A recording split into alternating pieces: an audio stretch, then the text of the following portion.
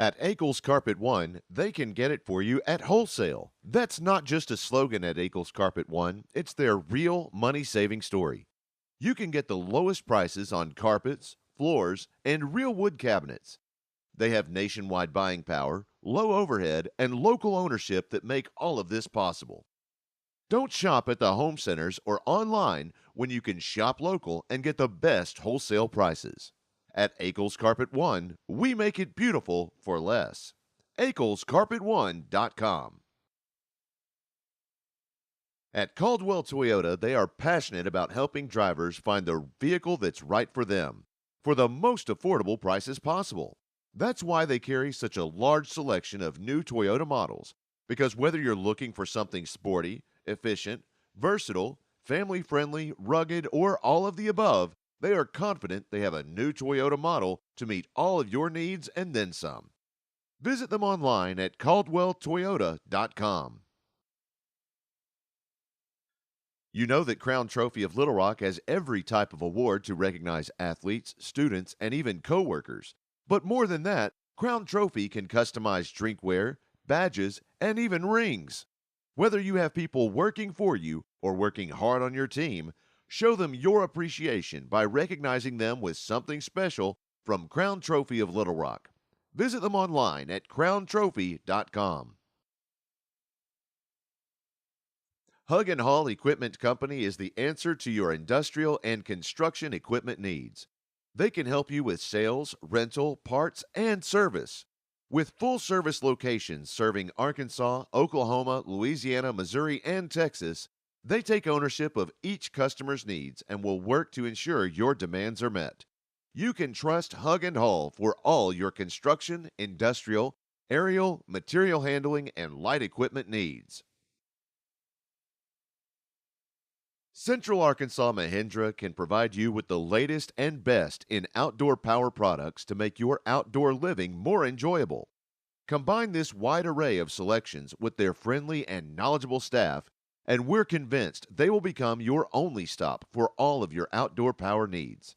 They're happy to help you find either the perfect outdoor power equipment, service, or the parts you've been looking for. Check out their inventory of Mahindra, Ferris, and Husqvarna equipment. If you need help in making your selection, call or just stop in. They're always ready to help. Visit them online at centralarkansasmahindra.com. This Friday Night Spotlight is brought to you by Caldwell Toyota. Pulaski Academy would like you to join us in recognizing our Core Value Student of the Week, Molly Williams. Molly is senior class treasurer and is involved in many school organizations, including culinary, Spanish, and medical clubs. She has also been on the volleyball team since freshman year and has been on the swim team for 2 years. According to Danny Mora, head volleyball coach, Molly Williams is an amazing human being. She is all good quality. She is very respectful and sweet. She has also impacted our volleyball team with her positive attitude and her smile. She has grown to be such a mature young lady. Molly has also dedicated her time in Pulaski Academy honors in community service since 9th grade. She has always been incredibly supportive of all the students at her school.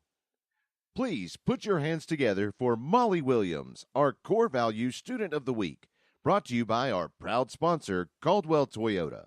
Just another way Caldwell cares. Putin's Arkansas Football presents the First Community Bank Scholar Athlete of the Week. The First Community Bank Scholar Athlete of the Week is Pulaski Academy's Alan Thomason. The senior left tackle owns college offers from Air Force, Memphis, and Princeton, just to name a few. This 6'5" athlete won the state wrestling title back in February and was Pulaski Academy's only junior team captain a year ago. He scored 33 on his ACT, as if you weren't already impressed. Thomason, who started every game for the past 3 years, eyes his third state title. 4 or 5 o'clock is when I usually start my day. Got a lot of math classes this year, a lot of history papers, but I enjoy it. It takes a lot of dedication in the classroom. I'm definitely not the smartest kid out here, or even the smartest kid on the football team, but I think my work ethic's pretty up there, and just willingness to learn and to make mistakes. That's what helped me the most to keep my grades up and work on my study skills and get those scores up as well. He's a leader, first and foremost. When he comes in the weight room, when it's time to lift, he works hard. When he gets on the field, he gives you 110%. He wants to be great. I mean, that's it. He cares about school. He cares about sports. He cares about life.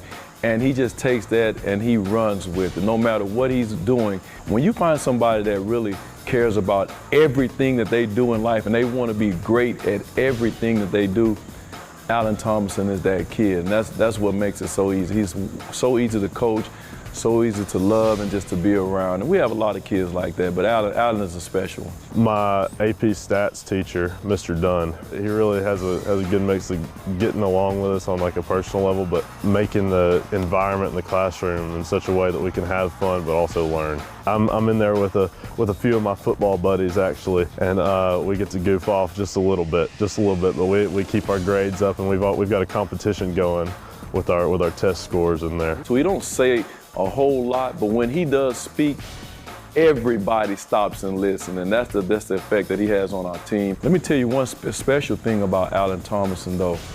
Alan was voted as a captain as a junior, so that speaks volumes. So he impacted kids as a junior. He impacted a lot of our seniors from last year because they thought the way the kid handles himself and the way he carries himself, that's what made him a captain. And that senior class last year had a lot of respect for Alan Thomas. This week's First Community Bank Scholar Athlete of the Week, Pulaski Academy tackle Alan Thomason.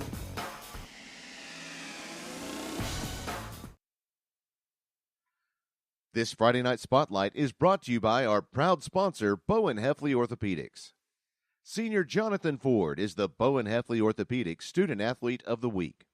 Jonathan is an excellent example of an outstanding student athlete with his impressive academic and athletic accomplishments.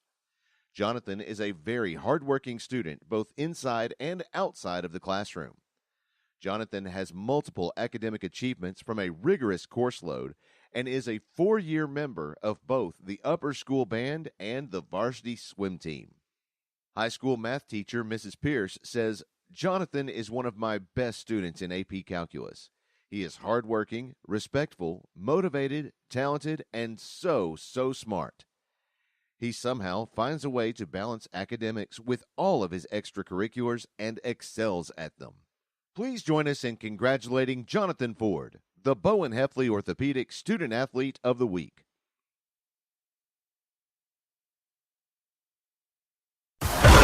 It's time for Bruin football. Here we go! Presented by Crown Trophy of Little Rock. Now, coming to you live from the Ron Jones RE/MAX Affiliate Realty Studio. Ready? Here's your host, the voice of the Bruins, Joshua Carroll.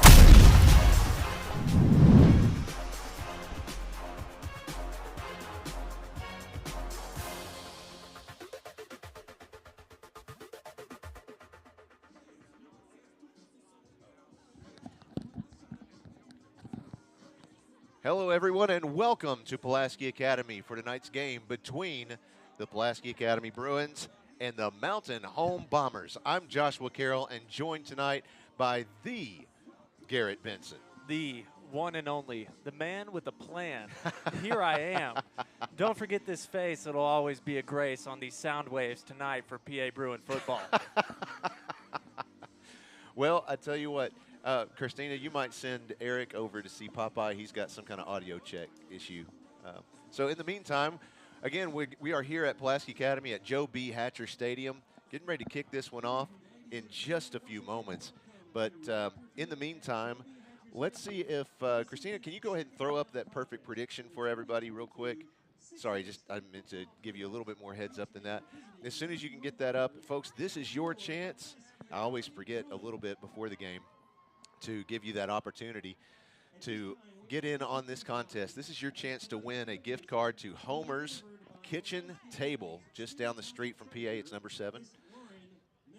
And there it is right there on your screen. You can take your phone out, put it on camera mode or photo mode, and you can point it right at that QR code, and it'll give you an option to tap right there on the screen.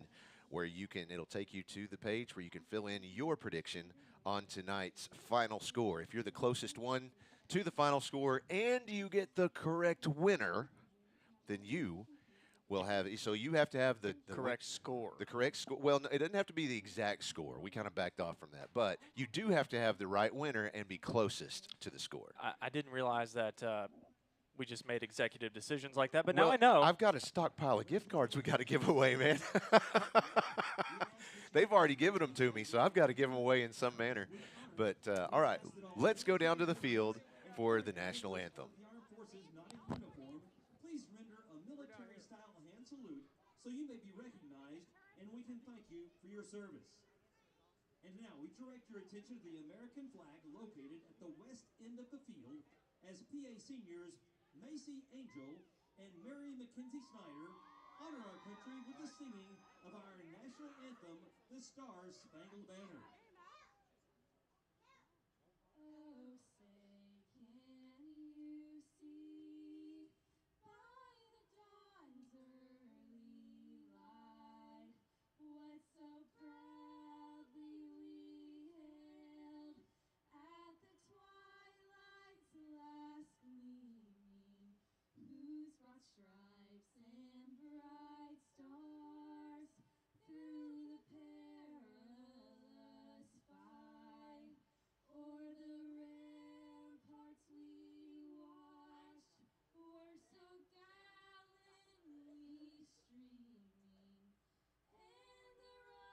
so gallantly streaming, and the rocket's red glare, the bombs bursting in air, gave proof through the night that our flag was still there.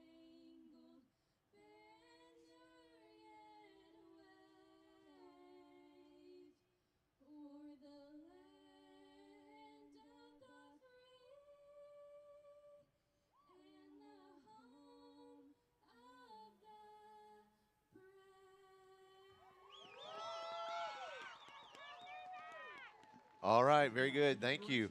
All right, so if you are sitting at home watching the game tonight, well, congratulations. You picked a good one to do it because as I'm looking at my watch, it says that it's 37 degrees outside. Folks, that's cold. That is. That's about 5 degrees above freezing. Oh, my goodness And, gracious. Here he comes with the science. I mean, look, I'm a mathematician. Okay? I spend a lot of time doing math and a lot of time letting other people do math for me. Right. Like my stat team back at home. All right. Well, let's turn our attention back over to the KATV Channel 7 Weather Center, where Todd Jacobian is standing by to give us the actual forecast from a real live meteorologist. Todd, go ahead. From the Channel 7 Weather Center, I'm meteorologist Todd Jacobian. Get ready for a cold night for PA football with partly cloudy to mostly cloudy skies. We're going to start off in the upper 30s. Wind chill readings probably in the low to mid 30s. By halftime, temperature will be around 37 degrees, and that wind chill reading around 30 to 32. And by the end of the game, temperature is going to be around 34 to 35 degrees. Still with partly to mostly cloudy skies, staying dry, but again, wind chill readings down there in the lower 30s. Back to you, Josh. Have a great game. All right. Thank you very much, sir. Well, as you can tell from what he just told you, it's going to be in the low 30s, if not colder, for wind chill by the end of this game. So You want to know the best things to combat the cold if you're out there? tell me. Don't think about it. Yeah. Yeah. Absolutely. That's what Popeye does. He likes to think about sandy beaches and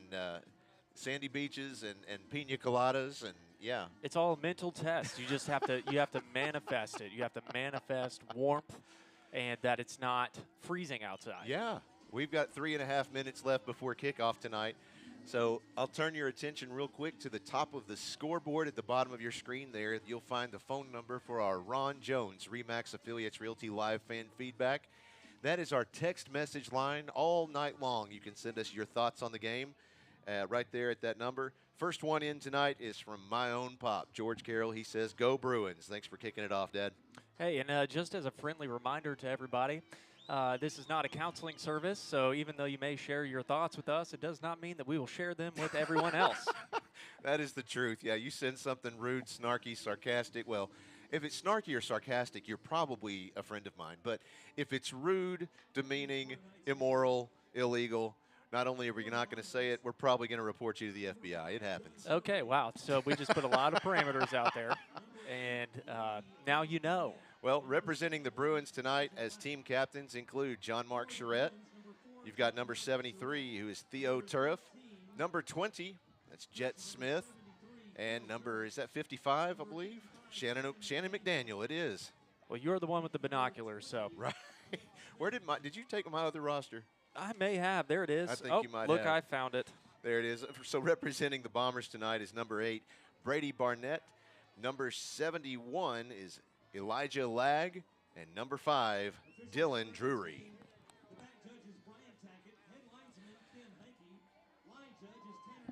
Bruins are getting ready to run out onto the field as they toss the coin.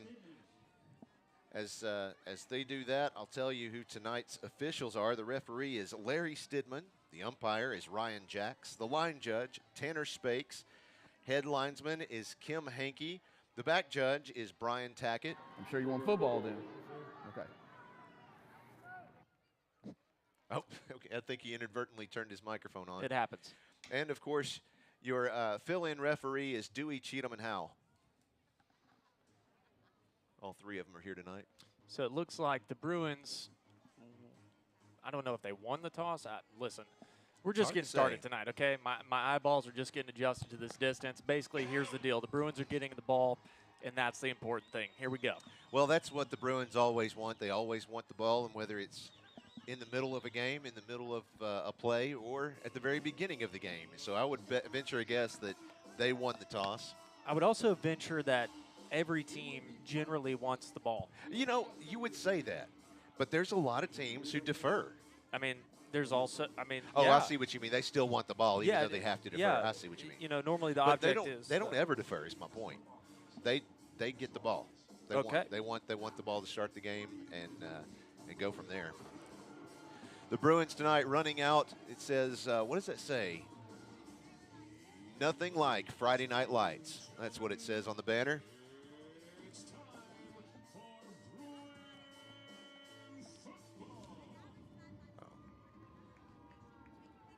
Looks like Coach Lucas is back there. He's amping up the kids behind the banner. And here they come. So this is going to be an interesting matchup tonight, considering Pulaski Academy defeated Mountain Home earlier this season. But some of the discussion out and about in the community is that Mountain Home is on a 4-game win streak right now. So they kind of have the hot hand. They also played last week. The Bruins did not. They were able to get the bye in the playoffs.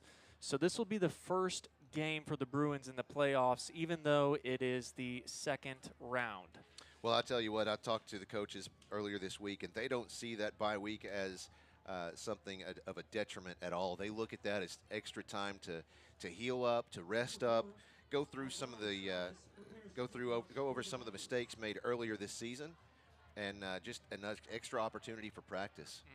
Yeah, it's always a good opportunity to kind of get things sealed up before you go back into your next game. I think one of the kind of leveling factors, the equalizer here, is the cold weather tonight. No doubt. The way the ball hits your foot, the way that you catch it in your hands, it all feels a little bit different. Well, that kick came up pretty high. It was fielded about the 20-yard line. I'm trying to see who that Kenny was. Jordan, oh, thank you. that was returning the ball. He is stopped by Jacob Chenoweth at the, looks like the 27-yard line. Bruins get ready for their first offensive drive of the night. The Bruins are looking good tonight in their all-blue uniforms. These are some of my favorite helmets that the Bruins have. This Carolina blue. The Carolina blue or powder blue, whatever you'd like to call it. Baby blue sometimes, yeah. But the B is instead of a B or Bruin on the side, it's the state of Arkansas with an American flag. It's very classy. Kel Busby back out on the field for the first time in a couple of weeks for the Bruins in an empty set. He takes the snap, passes to the right side to Kenny Jordan. He runs up the field and is stopped at about the 32-yard line. And that was number 1, Tristan Hayes, the senior cornerback for Mountain Home, making the stop. Second down, 5 yards to go. Similar formation. Busby in an empty set has 3 receivers to the left, 2 to the right. There's the snap. Lots of time. Passes out there. Downfield, it is good. That is complete to Jalen McKinney, and that is a Holloman and Associates first down. And I like the pace that we're moving the ball here. We're making short, accurate passes, kind of letting Kel get back into his groove, considering it's been a couple weeks since he played. So let's see if we continue that as we move forward. He's got McKinney in the backfield, twins stacked on both sides of the formation. There's the snap, quick pitch out to McKinney, and he loses his footing before he could even turn upfield. That's going to be about a 5-yard loss for the Bruins. Second down, 15 yards to go for PA. Similar formation again, an empty set for Busby. He has 3 receivers on the right, 2 to the left. There's the snap. Looking downfield, immediately goes to his left, over to Kenny Jordan, and he is wrapped up at the 41-yard line. That'll bring up third down, 2 yards to go for the Bruins. Yeah, just a short little gain of 4 on the play. Again, still sticking with those quick passes. Eventually, if you do keep throwing these, either one of 2 things is going to happen. You're either going to have the chance to make a big throw, or one of these short passes, the receiver's going to have a chance to break up the field. Another empty set formation for Busby. He has 3 receivers, 3 receivers right, 2 left, moving around there. Pass goes quickly over to McKinney. He runs up the right side of the field, has the first down across the 40, the 20. That was the 30, and he stopped just, I think he's going to be just outside of the 20 or right on it. Yeah, they're going to place the ball at the 20-yard line, so that is a first down, and that puts the Bruins inside the Caldwell Toyota red zone. And that was an excellent block by Kenny Jordan. That play would have not have extended that far without that block that he had downfield. Now he has 1 receiver to the right, 3 to the left, 1 man in the backfield now in motion. There's the snap. Quick pass goes across to Charlie Katros, and he is stopped just shy of the 15-yard line. Looks like they're going to mark it about the 17, I believe. So that's just a gain of 2 yards. It'll be 2nd and 8. 9.5 minutes left in the first quarter. There's the snap. Quick pitch to McKinney. Runs to the right, back up the center, across the 5. Still on his feet. Touchdown, Bruins. And just like that, like I said, the short plays, eventually you're going to create an opportunity where the offense is going to be able to move the ball forward, and those holes and gaps are going to break open. And so all we did was take advantage of when that actually happened. So a great start for the Bruins. No doubt. Looks like they're going for 2 to start this game off. Doing it Bruin style. Busby has 1 man running back on his right side, twin receivers on both ends. There's the snap. He's under pressure, runs out of the pocket, finds a hole, and let's see, does he get it off?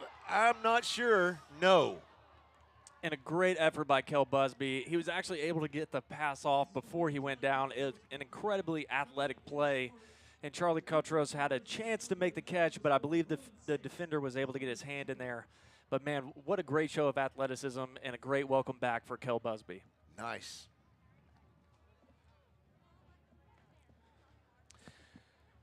Let's see. Quick message out to a couple of our great PA folks here. Congratulations to former Bruin Will James and our current 3rd grade teacher, Audrey James. They are at the hospital right now, getting ready to welcome their baby girl, Charlotte. That's awesome. Will's a teammate of mine and a friend, and, man, what a great blessing. That's awesome. Marcus Threadgill is checking in for his nephew, Shannon McDaniel, number 55, all the way from Sydney, Australia. I mean, I don't even know how far Sydney is.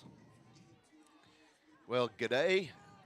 Wow. And, you have to. Okay, I don't think you have to. But Well, all right, we did it. It's only fair dinkum if you do. Oh, Man, just get some Vegemite and get out of here. Oh, give me a Vegemite sandwich. Oh, my goodness, what a bounce.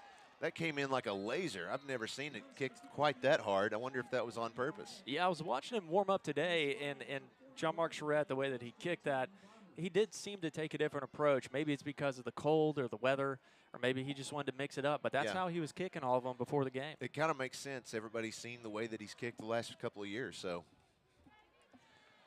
9 minutes, 16 seconds, and here come the Bombers. Oh, Sydney, Australia takes the cake for the furthest distance. All right. Oh, Oh, my wow. goodness. So we just had a heck of a play, a pitch back to number 5. 6, I believe. Oh, you're right. To number 5, Dylan Drury. And that is going to be a massive first gain for the Bombers. That first went to Jet Hannaford, out for about a 7-yard gain, and then it was a lateral pass over to Drury. Cade Yates takes the snap. Jacob Chenoweth with the carry. Only going to get a couple of yards on the play. Second down, and we'll call it 8. Yeah. 8 minutes, 47 seconds left in the first quarter. Your play clock is at 20. 2 receivers on both sides, a receiver in motion. Yates takes the snap, looks left. It's almost blocked. The pass is connected with Brady Barnett. A couple of yards again on the play. Was Will Hawkins with the stop. I thought that's what I saw, and I had to double check that that's his number. No, that's somebody wearing number 10. No, it's got to be some other number. Maybe it says 18. Because Will Hawkins has a very large cast on his hand. Yates with the snap looks right down the middle. Pass was intended for number 7, Jacob Chenoweth, and it is immediately broken up. He threw it a little high for his receiver, so that's going to work out nicely for the Bruins as that brings up 4th down. So let me ask you a question. You know a lot more about rules than I do. When you're defending or you're blocking, is it legal to reach out and grab somebody's face mask if they're not carrying the ball? No, you cannot intentionally grab someone's face mask at any point in time, whether you're the ball carrier or not. Okay. So the Bombers are going to attempt a field goal here. The ball's on the 21. The kick is up. And that's far left. And it is no good. So the Bruins are going to take over on the 21-yard line.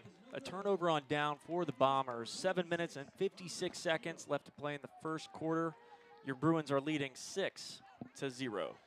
Coming in from our Ron Jones Remax affiliates, Realty Live fan feedback. Go Jalen McKinney. Love Uncle Paul, Aunt Barbie, Granny, Uncle Larry, and Uncle Wayne watching in Heber Springs. It's got the whole family out there. Man, the whole squad. I love it. Love it. Now, if all of you could just individually pull up the stream on your individual devices. You can turn it down and just set it to the side. Yeah, you can just, I mean, you can just boost the numbers put a it little in a bit. different room. Here's Busby again. Quick snap. Little handoff goes to Jalen McKinney up the right side of the field. Looks like somebody on the chain gang got taken out, but not enough to move the chains any more than picking them back up. It'll be second down, 2 yards to go. Spotted at about the 28-yard line. 3 receivers to the left, 1 to the right. He's got Kenny Jordan in the backfield on his right side. Busby has the snap, handoff. Nope, there's play action. And that is intercepted. Wow, he had his eye on that pass before it was even thrown. I believe that was Jacob Chenoweth. Yeah, that's one of those things. It's a natural play for a quarterback to try and make. It's something that's almost automatic, as you can see there. But what separates a great quarterback is those opportunities to sit there and make that read, not exactly go through the motions. And I'm talking about like college-level advanced football there. So I'm not in any way saying, shape, or form that was a bad pass, minus the fact that it was intercepted. So not the outcome that the Bruins wanted, but yet it's the one they got. Yates with the pass, tosses it to Jacob Chenoweth, who stays on his feet after trying to be tackled by the Bruins. He's actually going to end up with a pretty large loss on the play. We'll call it 11 yards. Oh, I take that back. We got a different spot. Goodness. Probably because of forward progress. Yeah, 2nd and 19 still.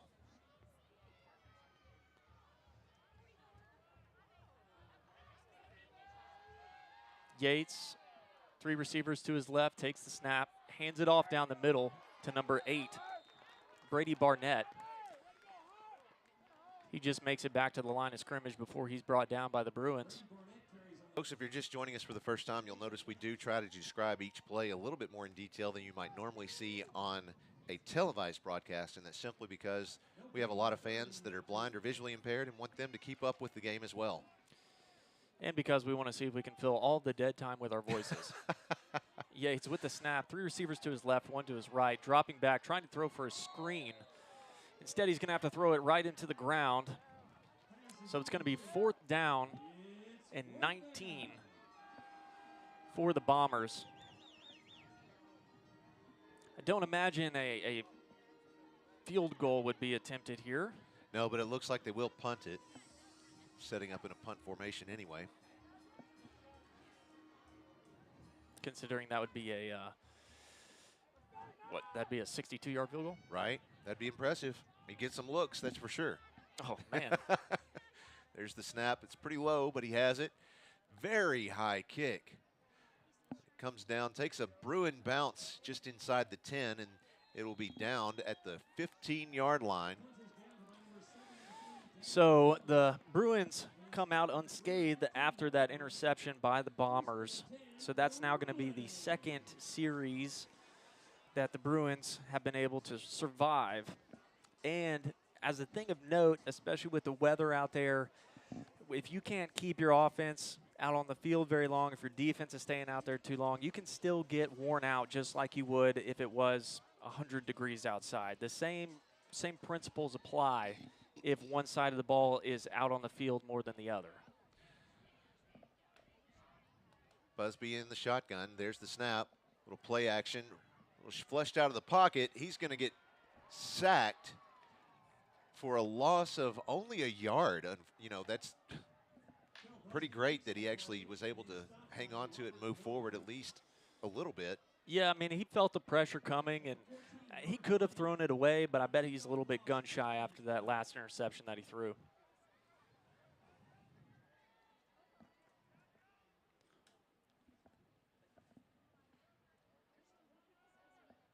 Has an empty set, 4 receivers to the right, 1 to the left. There's the pass. Coming out. Oh, yes, sir. It's complete to Kenny Jordan at the Mountain Home 40-yard line. I mean, just Downey soft bringing that bread in the bread basket right there. That was impressive. That's good for a Holloman and Associates first down. Same formation for Busby. Has an empty set, 4 receivers to the right, 1 to the left. There's the snap. Looks to the right side. Passes out there to McKinney. Runs to the right sideline and is speared out of bounds at the 36-yard line. To be fair, I would not say speared. I feel like that's a little bit strong for that one. I actually used that. I said that on purpose simply because the defender did not make contact with him until he was already out of bounds. Okay. I didn't think that was necessary personally. Okay. Now, I try to be fair on both sides. You know, sometimes I go a little easier on the other team, but that didn't look right to me. There's some clean defense. Tackled by number 23. Excuse me, that could, yeah, that's right, 23. Dylan McBride was with the tackle. That's another Holloman and Associates first down. Twins stacked on the right side, triplets on the left. Busby again with an empty set. There's the snap. Looking to the left side, passes out there. It's complete to McKinney on his on his feet across the 20. And that puts the Bruins inside the Caldwell Toyota red zone. He is in his field. Yeah, he is. He is in the field. All that right. works for me. Busby again with an empty set, has all the receivers spread out across the field, 3 of them on the left, 2 on the right. 4 minutes, 21 seconds left. There's the snap. He's going to keep this one going up the middle. He's got a hole. He's across the 5, and this will be 1st and goal for the Bruins. Yeah, that tackle is by Dylan McBride there. It also looks like, well, I don't have a number for him. So there was another defender for the Bombers that was able to get past the offensive line of the Bruins, and it looked like he was going to have a chance to bring him down the backfield, but came up short. Under 4 minutes left in the first quarter. Bruins lead 6-0. 3 receivers to the right, 1 to the left, 2 to the left. There's the snap. Little play action there. Pass goes into the left corner, and no. That was intended for Andrew Pfizer. Went just a little over his head. Yeah, on that route specifically, I don't think we've seen Pfizer run that route too many times. I feel like normally that's been a Jalen McKinney or a John Mark Charette. So glad to see that someone else is running that route, passing that ball around. But that one you really want to work inside, and then you want to break out as fast as you can to the outside, because that throw is exactly where you want it to be. Got Kenny Jordan in the tailback slot now. Quick handoff to Jordan, cuts up the center, and he's in the end zone. Touchdown, Bruins. Just so silky smooth. I don't get how he does it. I mean, it's literally, you know, like when you take laundry detergent, you pour it out, and it's just perfect, and it's just coming down. I mean, it's just like, how do you do this? He just greases himself up before the game. I mean, hey, whatever works, man. Fun, fun, fun. Going for 2 again. Busby has Kenny Jordan on his left side, has 2 receivers on both sides of the field. There's the snap. Little play action to Jordan. Under pressure. Let's see. Can he get it off? No. He is sacked, and he's not getting up. The 2-point conversion is no good, making the score Bruins 12, Bombers 0. Okay, he's getting up on his feet. Nope, he's coming out of this game. Yeah, I think he's going to be done for the day, especially if that's the way he's really feeling right now. Then he should be done for the day for the health and safety of him. He was actually not moving after he came down, so really we're just glad to see him up. Yeah, no doubt. Now, I don't want to see that on either team. Yeah, but and to be totally frank, that was literally still totally football. It's just the way that he came down. Yeah, no doubt. It had nothing to do with the tackle or anything like that. No, it was all clean. It was great. Yep. So here's the best news, though, if you're the Bruins, which I am, and we are, is that we are no strangers to bringing in another quarterback and leaning in on him. So, and really this kind of happened at the beginning of the season, which, if anything, it just feels like business as usual. Sure. So we hope Kell is okay, and he just actually went back to the locker room with Todd Ross, so he's going to get a good look at him. And Todd is an amazing trainer. Yeah. So thankful to have him on the sidelines. Yeah, it's great that we have such a great athletic trainer, courtesy of Bowen Heffley Orthopedics. So here is John Mark Charette to kick off back to the Bombers. There's the kick, takes a nice high bounce, and it is fielded immediately by Jet Hannaford. I almost wonder if maybe, because when I was watching him kick during pregame, it seemed like the ball was having a really tough time, and I would imagine this because it is so cold out there. I mean, that rubber that's inside of the turf is not going to bounce like it would if it's 90 degrees outside. Right. So I almost wonder if he was thinking, if I just get more speed on the ball and I can give it more rotations, it may not pop like it normally would, but at least it will have a lot of speed, so it'll be harder to catch. Yates in the backfield with the snap, hands it off to number 7, Jacob Chenoweth, who's able to work the ball up for a gain of 5. Walt Smiley on the tackle. 3 minutes and 20 seconds left here in your first quarter. Second down and 5 for the Bombers. The ball's on the 47-yard line. Yates in the backfield. We'll call it a wing T formation. Here's the snap. Fakes a handoff to Chenoweth. Bumps it outside. He's on his feet. It looked like he had a chance to break away, but instead, for the Bruins, Patton Wicker is going to come up with the tackle. We're going to go straight into third down for the Bombers. 3rd and 3. Bruins defense is showing lots of resilience out here on this cold, cold Friday night. I mean, it's that kind of cold that cuts through your clothes. I mean, your fingers start feeling ways they never felt before because you're so cold. Right. Yates sends a man in motion, hands it off to Chenoweth, who breaks it up the middle. He's met by Patton Wicker, who it looks like they're going to give him the first down. But, man, Patton Wicker pulled him back a couple of yards. So gets the first down because of forward progress, but you love to see your safety come up like that and make a play on the ball. 2 minutes, 13 seconds left in the first quarter. Bruins lead 12-0. 17 seconds left on the play clock. Yates in the backfield in that wing T formation again. Running back to his right, takes the snap, looks right. He's able to connect with number 8, Brady Barnett. A gain of 7 on the play. They'll bring up second and 3.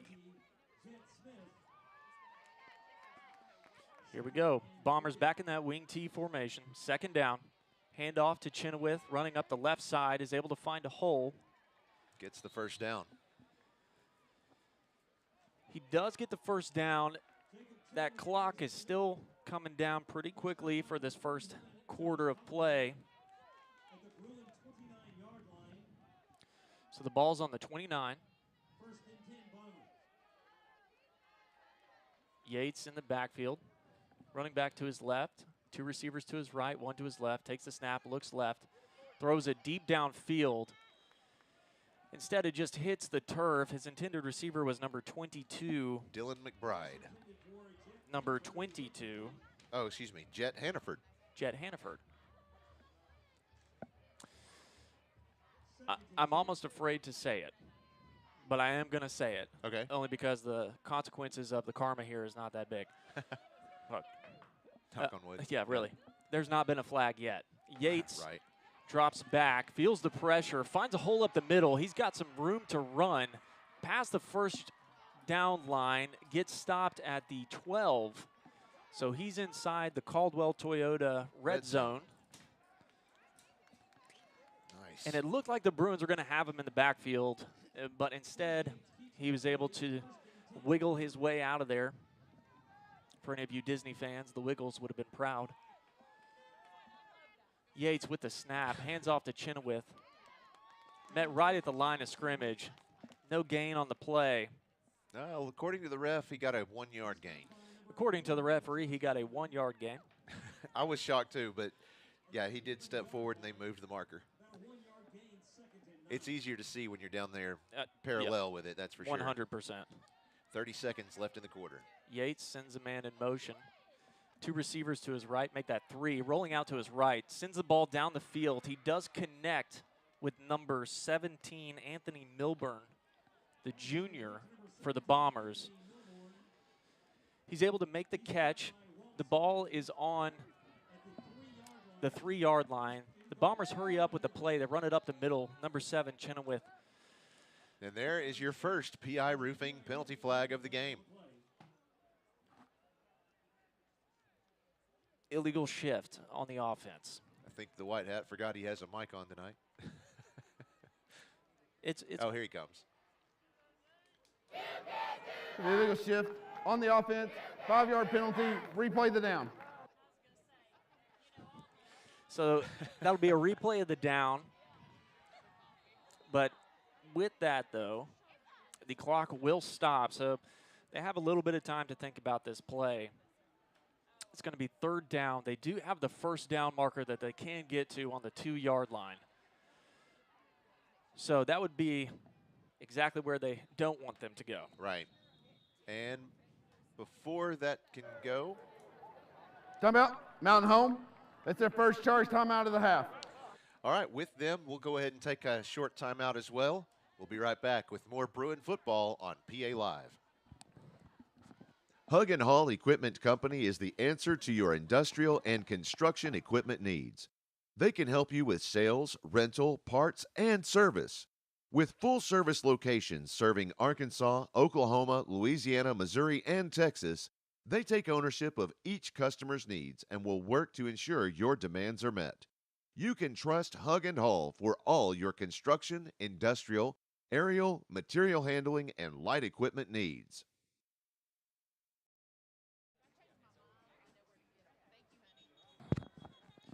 And we're back from commercial break. Your score is 12-0. The Bruins leading. We're just coming out of a timeout by Mountain Home. 8 seconds left here in this quarter.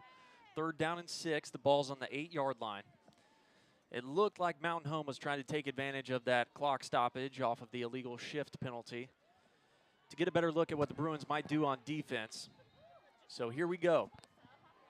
Here's the snap. Yates looking to pass, sends the ball down the middle. It looks like it's caught. That's a touchdown. That's going to be a touchdown for the Bombers, courtesy of a catch by Brady Barnett. He's already been a playmaker for the Bombers today. So many times over. Oh yeah, it's without a doubt that both teams have high-quality playmakers, and it looks like the Bombers might go for 2 here. Never mind, they are going to kick it. The swinging gate is apparently the new thing to do before you kick the ball. Here's the snap. The kick is up. And that one is good. So your score is going to be 12-7. The Bruins are leading. Well, let's take a look over at our Ron Jones Remax Affiliates Realty Live fan feedback. Let's see. Go Bruin cheer and dance. We're watching from home. Love Zenobia and Ainsley. JD Dunnigan watching with Matt up on Mills Mountain tonight. Go Bruins, win big. Of course, JD is typically down at Fleming Island, Florida. Can you just lie to us and say you're there? No, he's not. He's right here. Okay. He's right here at home in West Little Rock over in, or I guess more precisely, West Pulaski County. Thank you for being precise. Yeah, over there at Mills Mountain. Well, good to have you visiting Central Arkansas once again, JD. We're cheering on from Illinois again, but we'll travel down to Little Rock next week to celebrate Thanksgiving with our favorite Bruin. Go Bruins, go. I just have one question. Yes, sir. Do they say it Illinois or Illinois? Oh, I guarantee there's no else. No, there's no S. No way. Surely. Let's let them tell us, though. I want to know. I want to know, too, now that you said that. Well, look, I'm obviously not asking you. I mean, I have never heard you say Illinois. Oh, wow. I got to know the answer to that one then. Christina's Is Christina from Illinois? No, she's just telling. She lived in St. Louis for a long time, so she says that I didn't lump you in. I said you lived there. All right, so we have some feelings about that. Now, there's still 3 seconds on the clock for the first quarter. There is a false start flag. There's a PI roofing penalty flag against the Bombers on that kickoff. Prior to the kick, cross the line on the kicking team, 5-yard penalty, re-kick. So I just wanted to mention if anyone's ever interested in being a sponsor, feel free to reach out to Joshua Carroll. Sure. Along with us having the opportunity to say your name a billion times a game. You also get a nice like for the PI roofing penalty, they have a nice photograph that comes across the big Jumbotron here. So you get a lot of exposure, and it's to a lot of great people. So if that's ever something you're thinking about. Yeah, just visit pabruins.tv. There's a link right at the top of the screen that says click here for sponsorship opportunities. There's the kick. It's fielded by Will Hawkins. There he is. Got that club on his right arm. Didn't stop him from fielding that kick, though. I wonder, is he left or right-handed? I don't know. Well, because he's left-handed now. Yeah, he is. That's right. That club is on his right hand. Yeah. So Kel Busby is still getting looked at, I believe, and I would not be surprised if that's going to be the end of the night for him. I wouldn't either.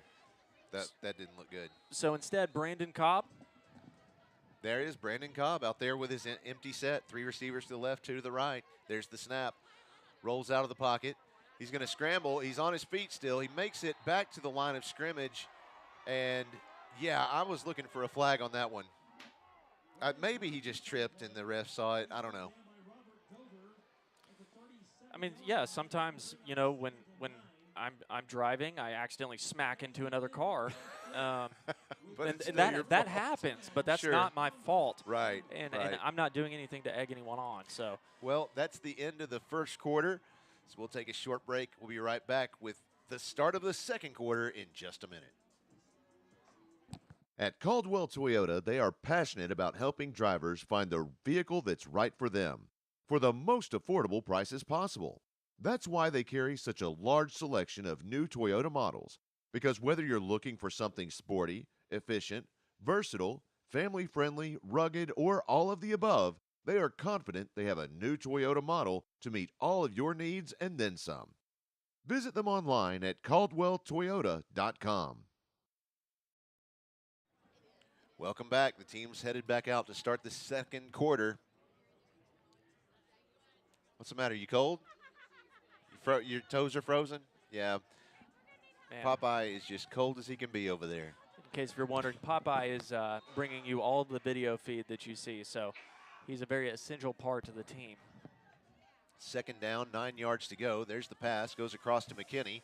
Tries to turn upfield, and he does so just a little bit while he's carrying Barrett Miller along with him for the ride. Looks like I'm not even sure he picked up a gain at all.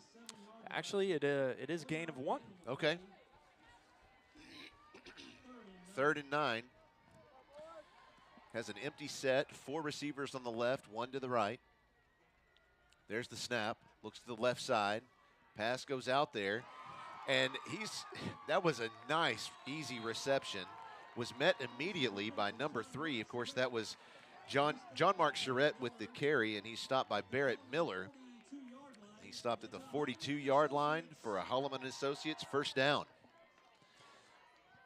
4 receivers left, 1 to the right. He has the snap, pitches it downfield. Look at this. He's in the end zone. Touchdown, Kenny Jordan. Touchdown, Bruins. He just said, excuse me, my name is Brandon Cobb, and watch this dime I'm about to send down the field. Yes, he did. And no better time to stop the clock than 11:11 for this game.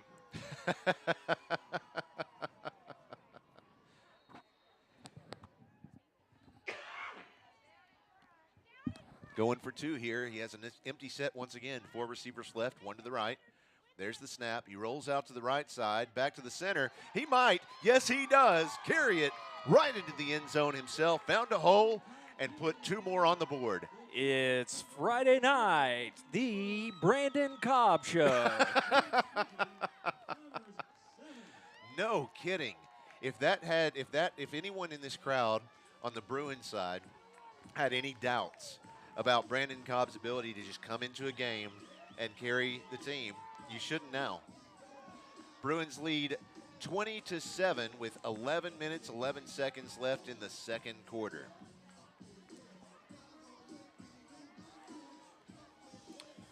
Let's see, grateful for Bruins Live, watching from my new home in Denver.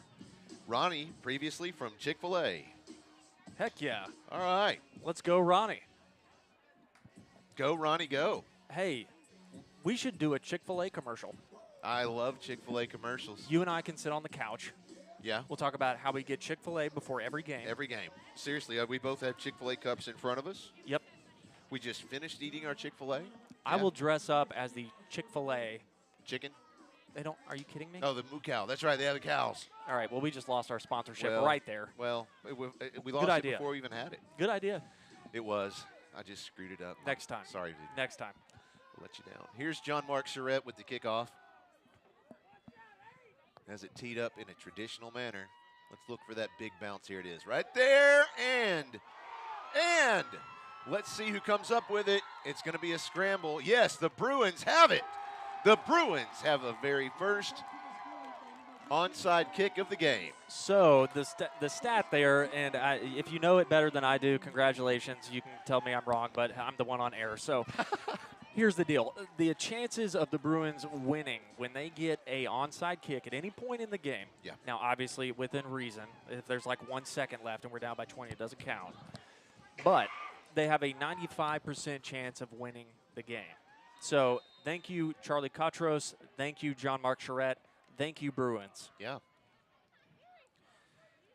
1st and 10 for the Bruins. There's the snap to Cobb. Quick pitch goes over to Kenny Jordan, runs up the field. It looks like he picked up a gain. So let's wait and see where they actually place it. So it looks like, according to the side judge, it's a 2-yard gain.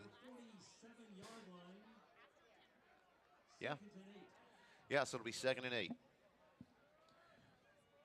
3 receivers on the right, 1 to the left. He has Kenny Jordan in the backfield on his right side. Cobb has the snap, pitches it downfield. It's complete to Tyson McCarroll, still on his feet as he crosses the 30-yard line. He's stopped at the 28-yard line. That's another Holloman and Associates first down. I really like what I'm seeing out of Brandon Cobb here, especially with the opportunities that he had. I know a lot of people, when we were watching that Greenwood game, it felt different. Yes. But here, he looks relaxed. He looks poised. He's making good decisions. And I would love to see him to continue to build on this. Cobb has an empty set, 2 receivers to the right, 3 to the left. Has plenty of time, throws it out there. That pass, Kenny Jordan has the reception. The way he's throwing that is just so interesting. It almost looks like he's skipping rocks. Yeah. The way he's just kind of flinging it across. Yeah. Well, you know, when I would throw the ball, Coach Kelly would say my release looked like I was throwing it into the ground. And that's because I was throwing it into the ground. So Sure. he definitely looks better than me out there. Twins stacked, pulled in tight in the formation. He has 1 man in the backfield on his right side. There's the snap. Plenty of time here. He's got nice blocking, and he doesn't see the guy coming in from behind him. Just as I said, he had nice blocking. He relaxed just a little too much. Still didn't make it a loss necessarily of too much. Looks like they lost 1 yard. 3rd and 7 for the Bruins. I mean, and I'm sure there's plenty of other people that has opinions on this, but at the end of the day, if you can count to 4 Mississippi and that quarterback is still standing, then your linemen have done a good job. Sure. 3 receivers left, 1 to the right. Letting the clock count, I guess. Yeah, there's the snap. Quick handoff. Goes to Jordan. He's across the 5, and he's in the end zone. Lost the football as he crossed it, but he did cross it with possession of the ball.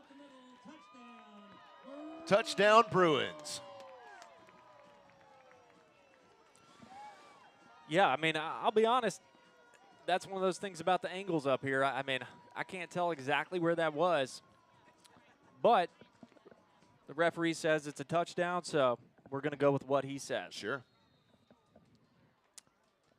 The Bruins electing to go for 2 here. Yeah, we see Busby is back out here on the sidelines. He's not wearing a helmet, but he is still dressed out. Cobb rolls out to the right, looking for a receiver, stops, throws one up in the back of the end zone, and there's nice. John-Marc Charette. Wow. In perfect stride like a Clydesdale, just taking it home at the Preakness. I mean, they were both under pretty good pressure on both ends of that pass. I'm pretty surprised they were able to do that with such poise. Yeah, you know, you got a lot of poise with the boys out here in Illinois. Okay, so going back to our live fan feedback, somebody says, let's see, is this? Yeah, this is the group from Illinois. They say the S is silent. Ha, ha, ha. Okay, it's official. That's what they say. I'm not going to say that I already knew the answer because my stepmother is from Wisconsin. So I really just wanted to. I'm glad you said that properly. I wanted to get a rise out of that she's from Wisconsin. All the, what is it? Illinois. Illinois. What is a Illinoiser? Oh, like you're an Arkansan. Help. Illinois. I don't. Right now, they're hearing us talk about it. They're probably Illinoised. Yep. Oh, just. Hey, can we mute his mic? Is that a thing? She's threatened to do it for years. So your score is 28-7. You've got 8 minutes and 53 seconds left here in this first half of football. Again, Kel Busby is going to be done for the night. He still has his pads on, but they have taken his helmet away. It was just the way that he came down when he got a tackle a little bit earlier in the game. So we hope nothing but the best for him moving forward. nice fielding job once again. This is probably the second or third time Jet Hannaford has come away with one of those onside kicks, and he just lands on it, curls up in a ball. That's just great. Yeah, I mean, you just go full-blown fetal position when you get that ball and hold on for dear life. Right. Wait for that wave. Wait Yep. for that big blue wave. Yep, that's what I do on Sunday nights. Just sit there and cry myself to sleep because I have to work on Monday. Yates with the snap, 2 receivers on both sides, feels the pressure from the Bruins. Instead, works the ball up the middle of the field, finds a hole. He's still on his feet, down at the 21-yard line. He's stopped by Jet Smith. So I'll tell you that that Yates there, he's got a nice set of wheels on him. Yeah, he's definitely a dual threat quarterback. I mean, he definitely did not get those from the pre-used parking lot.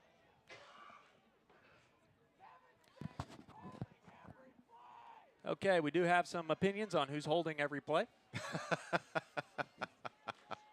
And all opinions are valid as far as I'm concerned. Yates with the snap. Instead, we get a PI roofing penalty.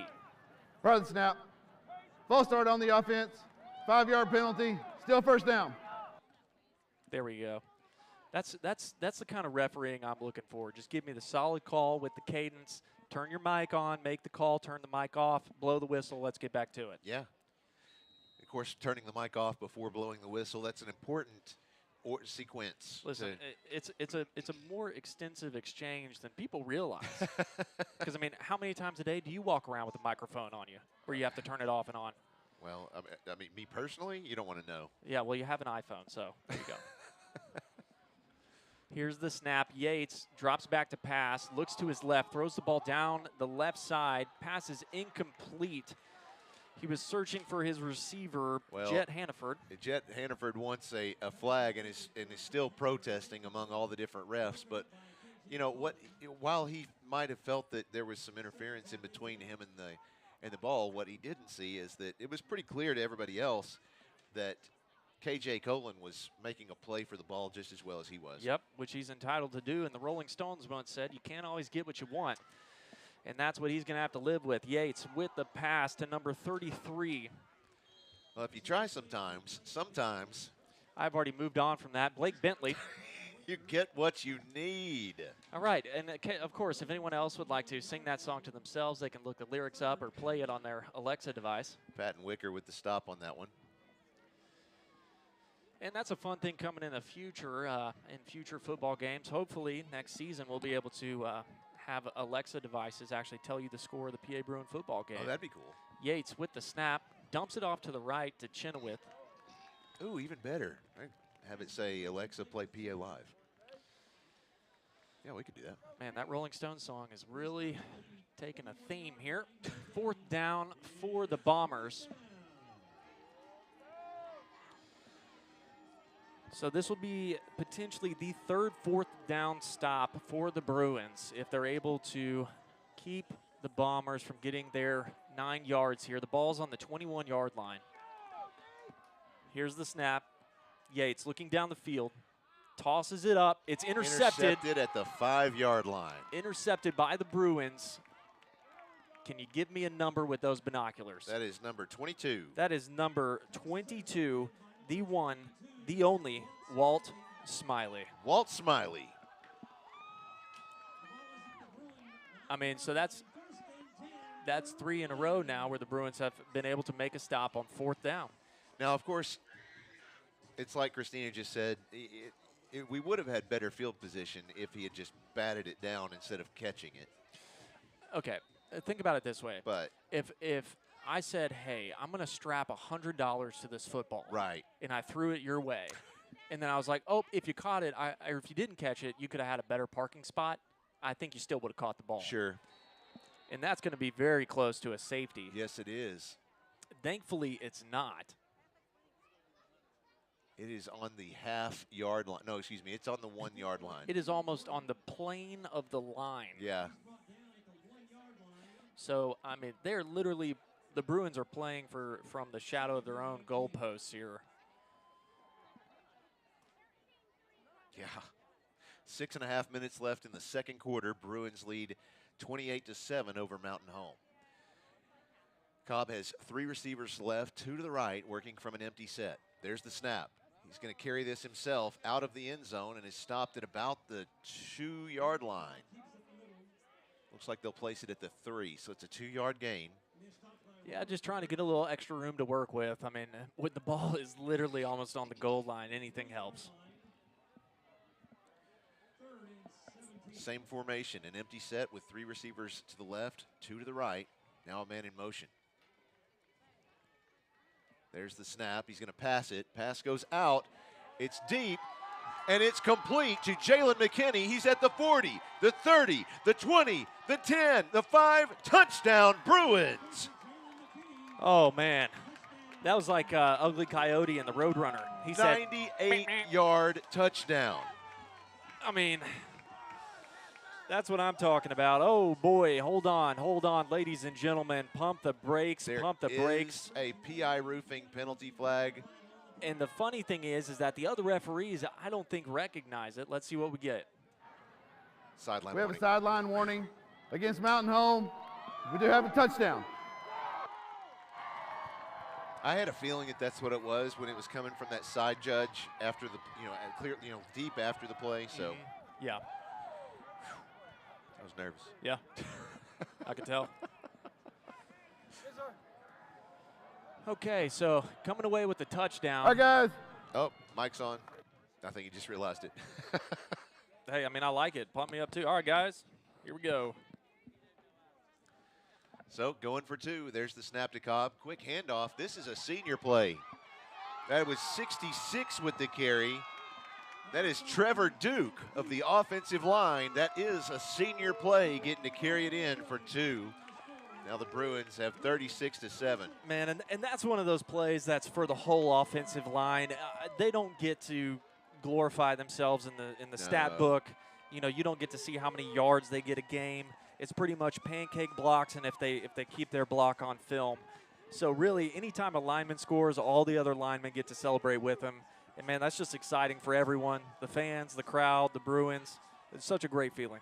Well, if you're not familiar with it, a senior play has just been a tradition that I think Kevin Kelly started here at Pulaski Academy years ago. And it's basically each senior, if they want to, and the opportunity presents itself on the field, they get a chance to call the play and run it themselves, you know, whatever it may be. So yes, there you go. With the full understanding that it is an appropriate play. Sure. It's got to be one that in general is successful, or that is the right one to be called at that point in time. Sure. You don't just get to go out there willy-nilly and throw a Hail Mary on a 2-point conversion. I've got a lot of live fan feedback to catch up on shortly.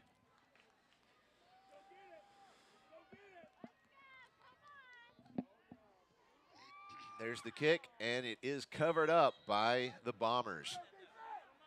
How about this one? Thank you, Sarah Gorman, keeping us informed. Catholic leads Little Rock Christian 13-3 at halftime. That is a low-scoring game. All right, more live fan feedback real quick. How about Deke Gramsch says, watching with my smoking hot wife in front of an equally hot fire. Go Bruins. Very descriptive. I like it. Deke, love it, man. So there's 5 minutes and 38 seconds left in the half. Yates feeling the pressure from the Bruins, and just like that, number 42 for the Bruins, Preston Spann, said, I am your daddy. Here is some turf. Enjoy that. Merry Christmas. I'll see you again on the next play. Second down for the Bombers. That's going to pull them back 7 yards. Second down and 18. Yates, lone man in the backfield, 3 receivers to his left, 2 to his right, takes the snap, immediately throws it in the middle to Chenoweth, who's able to stay on his feet. We'll call it a gain of 10 yards, maybe 8, never mind. We're going to say 8. Like I said, I do math all the time. John Stephen Goodwin is credited with the final part of that tackle. And I want to applaud him as well for sportsmanship, helping up the guy after he tackled him. Hey, I mean, the funny thing is that it's Newton's laws, right? You get hit, there's also a hit in the other way. Sure. Yates with the snap, scrambling around, trying to throw the ball away. There is a flag on the play. The referee made a little contact with another player. You know, the referee, you got to move those feet. You know, you got to move them around. Keep your head on a swivel. Looks like that's going to be. Well, I'm not even going to bother telling you because we've got a white hat with a mic. Let's let him tell you.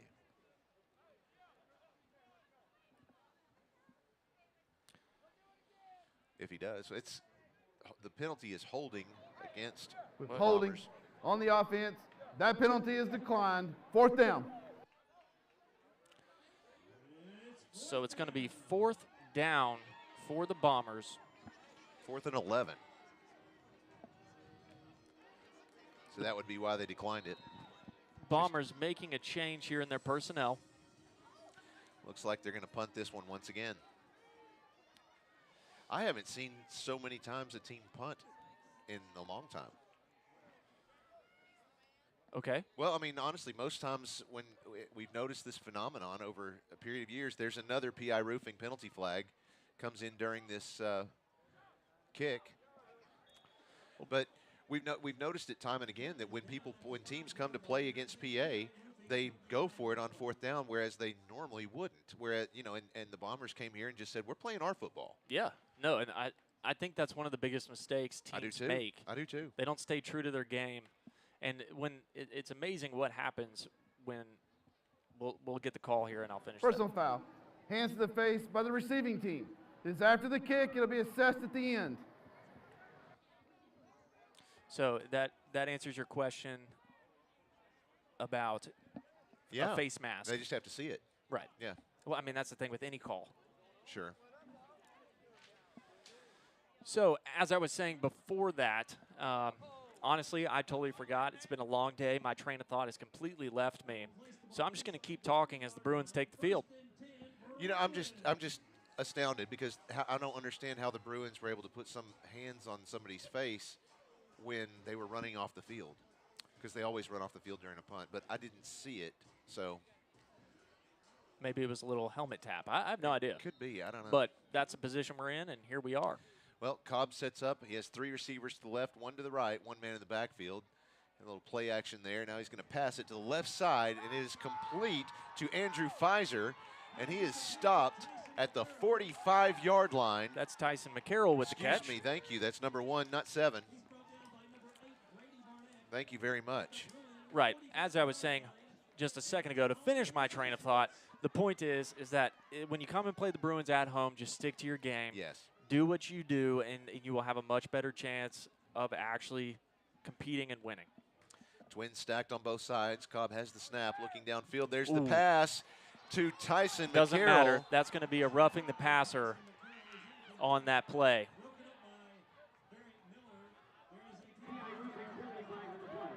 Personal foul. Unnecessary roughness on the defense. That's a 15-yard penalty. It will be a 1st down. Yeah, so they're going to mark. Is that from the spot? I believe so. No, it's going to be from the line of scrimmage. From the line of scrimmage. So they'll place it at the 40-yard line then in Bomber territory. So, look, in all fairness, just because I like to be this way, devil's advocate. Sure. In all reality, the question I ask on that play is, what would you have liked that lineman to have done different? Because most of his motion was already going towards Brandon Cobb. Right. I mean, I get it, protect the quarterback, but still, it's just a fair question to ask. Quick handoff to Jordan. He turns up the field and is stopped at the 30-yard line. We'll have to see where exactly they place this before they decide. Yeah, Dylan McBride with the stop there, but it was kind of like that last game where the kid got called for targeting when it was really just, I mean, it was just the way his body was going. He had no intent to do anything harmful at all. Sure. Yeah, that's true. 2nd and about half a yard for the Bruins. He has 3 receivers to the right, 1 to the left. There's the snap. Under pressure, and he comes down. Cobb is tackled for loss. Trying to see, that was number 39, Robert Dover with the tackle. 3 minutes and 18 seconds Third down. Okay, 3rd and 4 on the 34-yard line. Here's the snap for Cobb. Hands the ball off. Get a first down for the Bruins. Kenny Jordan with the carry. He's stopped by number 1, Tristan Hayes, the senior for the Bombers. A fresh set of downs for the Bruins. And that puts us just on the line of the Caldwell Toyota red zone. That's right. Cobb sets up with 2 receivers to the right, 2 to the left. He has 1 man in the backfield on his left side. That's Jordan. Now twins stacked on the left. There's the snap. Looks to the left side. Pass goes deep. John Mark Charette at the 5-yard line, and that's where he is stopped. That is enough for another Holloman and Associates first down. It'll be 1st and goal. And just the little things about football, that's an awesome play, and, of course, great pass, great catch. If he had put a little bit more on that pass, aired it out just a little bit more, so then John Mark Charette could have caught it over his shoulder and carried his momentum forward, John Mark Charette is so big that those few extra yards would have been made up right there. Oh, sure. Twins stacked on both sides of the formation. That is Will Hawkins with the carry.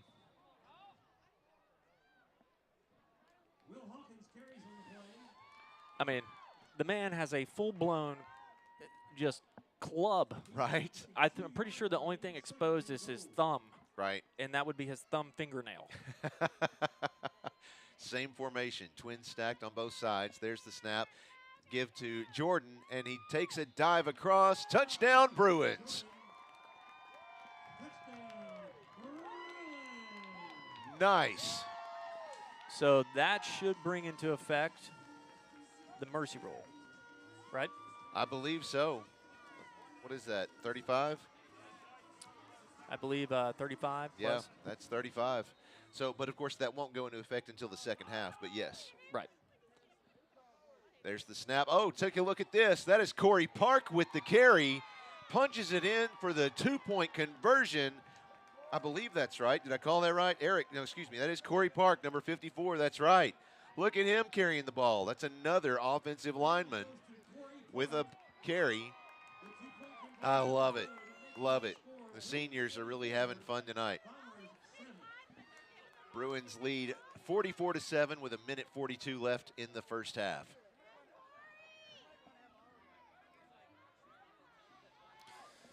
Well, Brandon Cobb, I think everyone owes you a big thank you. Oh, no doubt. I mean, what he's been able to do this season is something that you would imagine you'd see in a video game on like a career building aspect of the game. I mean, he's stepped up in moments when we've needed him. Right. And he's also allowed himself, and this is, I think, the most important, he's allowed himself to make mistakes and show himself grace to be able to come back out here and have the confidence to continue to keep going. I think that's what gets lost in translation in football a lot, is that there's so much pressure and you want to do so well all the time that you have to remember you're not perfect. And if anything, that is a great lesson to learn from Brandon Cobb, is to be resilient. I see all your messages. We're going to get to them in just a minute. But first, here's a deep kick from the Bruins, and that's fielded by Dylan Drury. And he's still on his feet across the 35 and is stopped at about the 37-yard line. I believe that was Walden Culpepper. Okay.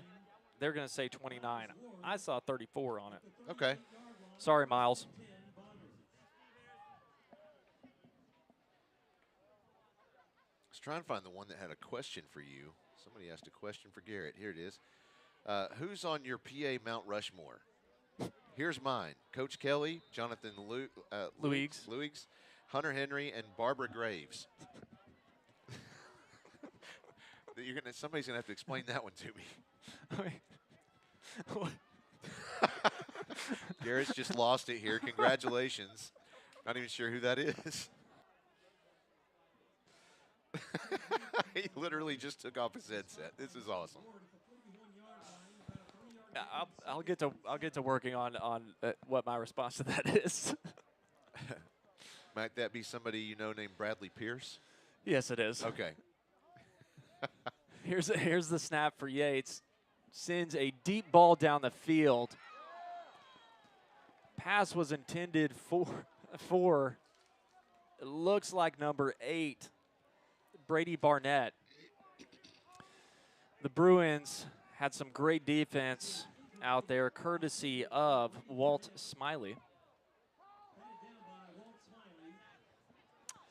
So my Mount Rushmore would probably be Tom Phelan in his football days back in the old PA days, Patrick Phelan in his PA days, Kirby Norwood.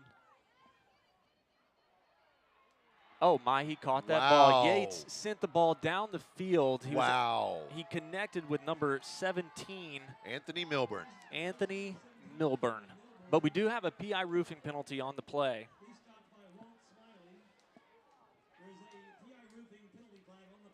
And I think finally up there, in case if anyone is picking up on a trend here, it would be JT Phelan. All right, there you go. There's my Mount Rushmore. It's face mask against the Bruins. I believe they're saying that's an inadvertent face mask against the Bruins. He said 5-yard penalty, so that would be an inadvertent face mask penalty. That's like me inadvertently hitting people on the road. Right. You know, it's an accident. It's not my fault. It's the way it happens. So here's 1st and 10 for the Bombers. Gets rid of that one quickly as he's under pressure.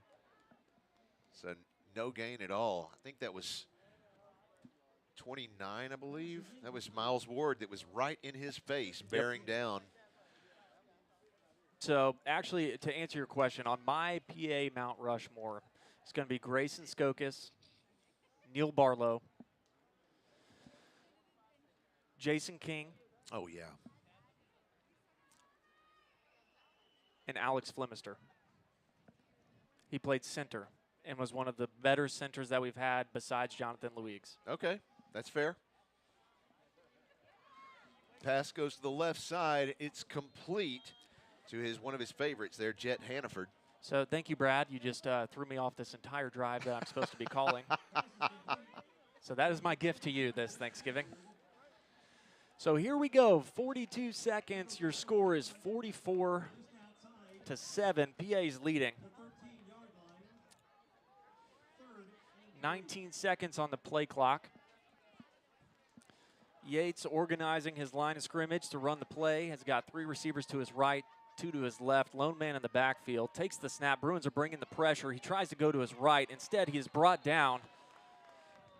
Thank you, Miles Ward, for that tackle.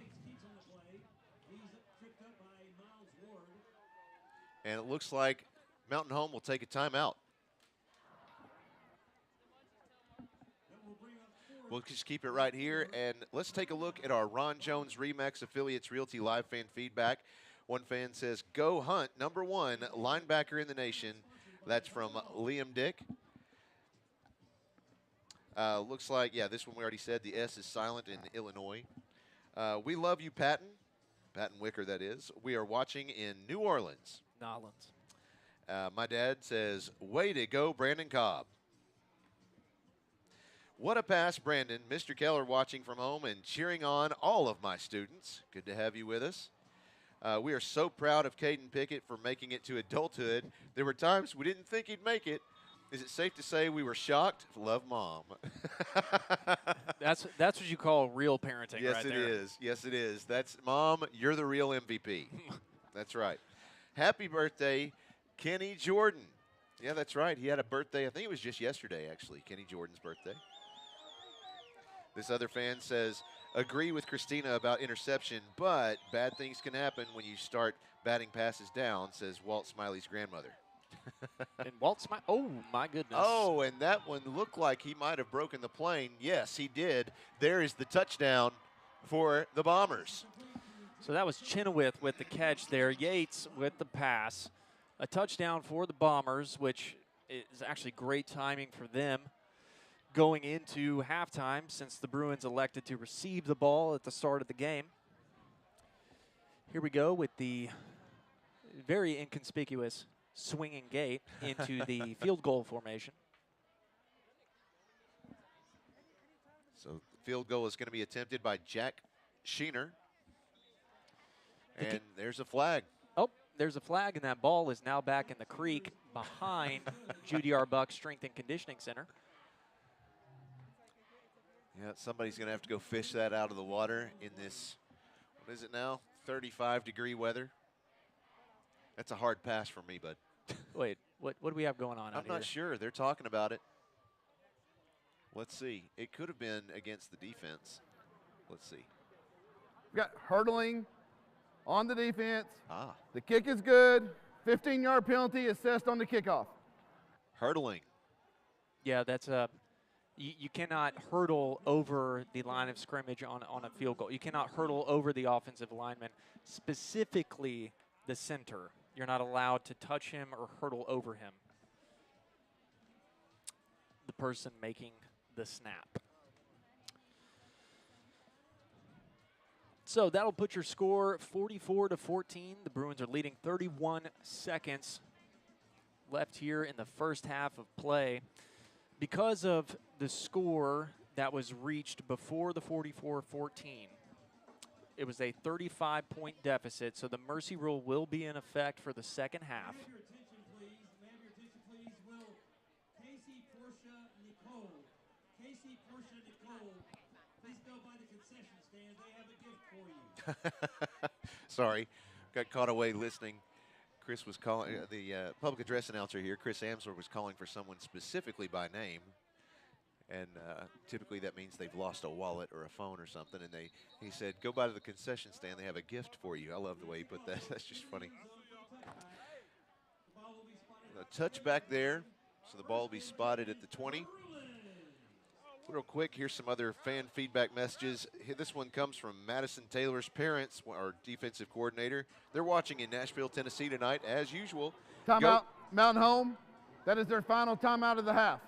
They say, go Bruins, and thanks for all you do, from Gail Taylor. Thank you so much, Gail, and thanks for watching. Always enjoy hearing from you. Go Bruins, go, watching from Branson, Missouri. Thank you very much. Another fan tells us, Catholic 14, Little Rock Christian 3. That was the halftime score over at Catholic, where they're playing over at War Memorial this year. They play there every year. Oh, do they really? That's their home field. I thought don't they have a football field on campus though? I It- thought I there mean, was they, one they right have, there. They have a field, but their they don't home play field. The home field has always been. I War didn't know Memorial. that. I just assumed since they had a football field, they played there. Good to know. Let's see. LeBron James, Tom Brady, the Razorbacks, my Mount Rushmore. Oh, and Jesus. Gotcha. That's good. That's an important one. That's Yeah. that's a good one. Jesus, LeBron James, Tom Brady, and the Razorbacks. Right. Except for the fact that the question was, who is your PA Mount Bruin, Rushmore? Yeah. Right. Who's your PA Mount Rushmore? All right, one last one real quick. Great two-point conversion for Trevor Duke from the boys at the Duck Club. The boys. Go student section, go Bruin Nation. We love our seniors, love Ainsley and Zenobia. All right, here's Cobb with an empty set, 4 receivers left, 1 to the right. He goes to the right side. It's complete over to Kenny Jordan, and he is forced out of bounds after what looks like a 5-yard, looks like a 6-yard gain. So it'll be 2nd and 4. It's about a 5 to 6 yard gain on that play, yeah. Math, man. Give or take a yard. Same formation. Cobb has 4 receivers left, 1 to the right. There's the snap. Looks to the left side. Pass is, no, it hit his hands and then hit the ground. Man, Jalen McKinney's like, he wants that one back so bad. He's like, Yeah. oh, that is such an easy catch. Why am I doing this? Well, I mean, ideally that you can get down to the nitty-gritty of football. Ideally that pass would be out a little bit in front of him so he could continue his stride. Actually having to turn back and catch the ball down at your feet are still moving, so you're probably going to hit your hands. It's actually a more difficult catch than you would think. So here we go. Back out to the left again from Cobb, passing the ball to Jalen McKinney. A repeat of the last play, except for a successful rundown this time. So that's another Holloman and Associates first down for the Bruins. Your clock is at 18 seconds for this first half of Friday night freezing cold football, allegorically speaking. Here he is again, an empty set. 2 receivers left, 3 to the right. Cobb has the snap, looking to the left side. Passes out there. It's complete. Tiptoeing up the sideline. That is John Mark Charette. Not quite enough for a first down, but that'll be 2nd and 3. Yeah, you know, it's not quite enough for a first down, but coming off of that first down, here we are at 2nd.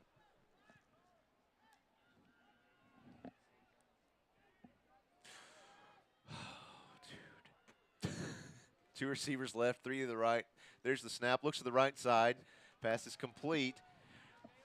That is Jalen McKinney with the carry. And he runs out of bounds at the 50-yard line. 7 seconds left in the first half. That is another Holloman and Associates first down. So here's the question. Do you kneel it, go to half? I mean, or do you try and make a play? It's like the Razorbacks say, maybe. Never yield. 3 receivers left. Excuse me, 3 to the right, 2 to the left. There's the snap. Looking to pass. Pass goes out there and is complete to John Mark Charette. Oh, and a little lateral. Quickly goes to Jalen McKinney. He throws it back to Cobb. Cobb goes all the way across the field, and nobody's there to catch it. So that will be an exciting end to the first half. Hey, and okay, yeah, there was that. And that was just fun. Just I see a lot of the Bombers fans wanting a flag. Once again, he was outside of the ends of the tackle, so it's not a intentional grounding because they changed the rules on that. 20 minutes, halftime, so that'll start right now. Just coming up shortly here, we'll have both the Bruin cheer and dance teams come out, and we will follow them as they perform, but just keep in mind we will not be able to carry the audio of their music simply because of copyright laws. We can't air copywritten music. So we'll cut off that crowd mic, and I think we will. Oh, it is. Where am I hearing that from? That's odd. That's it. Whatever it was. Yeah, oh, okay. It was still pre-fader, so I still heard it. Okay, sorry. Going back to our question of Mount Rushmore, we've got one more person that wants to chime in. They say their PA Mount Rushmore would be Freddie Knighton, Hunter Henry, Will Hastings, and Tyler Colquitt. Okay, let me just point one thing out. Whoever that is, you're wrong. Because my name's not on there, so that one's disqualified. Well, there you go. That's the problem with that. But I think the blessing about that question, though, is that through all of those, there was different names. Sure. There's no repeats. No. Minus maybe Freddie. And Hunter. Okay, well, yeah. I mean, what is he, a professional football player or something? Right. No. Yes, he is. As they say on the local radio, you've got a coreless Hunter. Yeah. Okay. Yeah. Yeah. Yeah. So the point is, though, is that there's so many great players over time. And one of the things I love about Bruin football, though, is that there's so many great players that you might have not necessarily heard of, like Alex Flemister. It's not, a home name, but, man, he's a good football player. Oh, sure, absolutely. One more quick note. This one is congratulations to Kenny Jordan, get this, on receiving a scholarship offer from Harvard. That's outstanding. Yeah. That's fun. I went to Harvard once. Yeah? Yeah. Yeah, and then I came back a couple days later. It was a great trip. I love it. All right, let's take a look over at Fearless Friday and just see what else is going on. Of course, if you haven't taken a look this year at the brackets, what's going on during this playoff this year, next week, the winner of this game, tonight's game between the Bruins and Mountain Home, the winner of this game will play the winner between Little Rock Christian and Catholic. Of course, Catholic is playing, like we said earlier, over at they're playing over at War Memorial Stadium here in Little Rock. So let's see what other 6A scores I can find for you. Right here at halftime, Benton leads Lake Hamilton 21-0. That's just incredible. Little Rock Catholic, again, no update since halftime. Maybe somebody's watching this one and can give me an update because surely halftime's over by now. But the last update that we had on Fearless Friday, Little Rock Catholic 13, Little Rock Christian 3 at halftime. Let's see. Greenwood leads Russellville 34-0 at halftime. I'm not really surprised by that one. Yeah. That What's one's up? That was not surprising. Grab those headphones over there. Let's chat in just a minute. Yeah. Let's see. Next one I'm looking for here is, of course, Mountain Home, Pulaski Academy. This one right here. Pulaski Academy leads 44-14. Trying to see. I think that's it. That's only 4 6A games left tonight for us. So those are the 4 to watch. And, of course, like I said, the winner of this game will play the winner between Little Rock Christian and Catholic next week. If it's Little Rock Christian, they have the lower seed. So if they're the winner of that game, we would play here at PA. And if it's Catholic, they have the number 1 seed on the East, the 6A East. So we would play over at War Memorial. So let's see. We had another message here coming in. Just want to check and see if there's anything else. Yeah, so coming into the booth with us right now, how are you?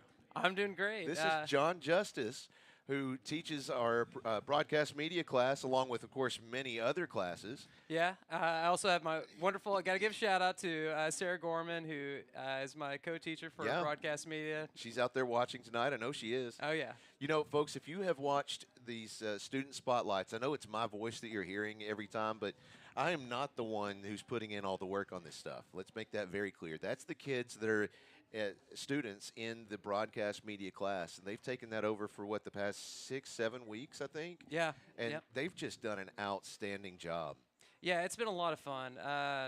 One of the best and most surprising things is that we've got a class of 23, so it's a pretty large class, but 13 of those 23 kids are in 8th grade, and they're doing some really great work. I mean, I'm really proud of the work they're putting in, and it looks great. It's a lot of fun, and they get so excited seeing their videos show up, on YouTube, and then also, in the stands. Sure. I think it's just fantastic. I walked in there and was able to take part in one of your classes a few weeks back, and, just seeing the mass range of students that you have in there. Like you said, it's 8th through 12th grade. Yeah. That's insane. Yeah. I don't think, is there any other class that has that range of grades represented? In a single class period, I don't know. I don't know. I know that, I know some of the theater teachers teach, several grades. I know Ms. Posey out there. I know she covers, I think, 5 through 12. But I don't know if she's got me beat in a single class period. In a single class, yeah.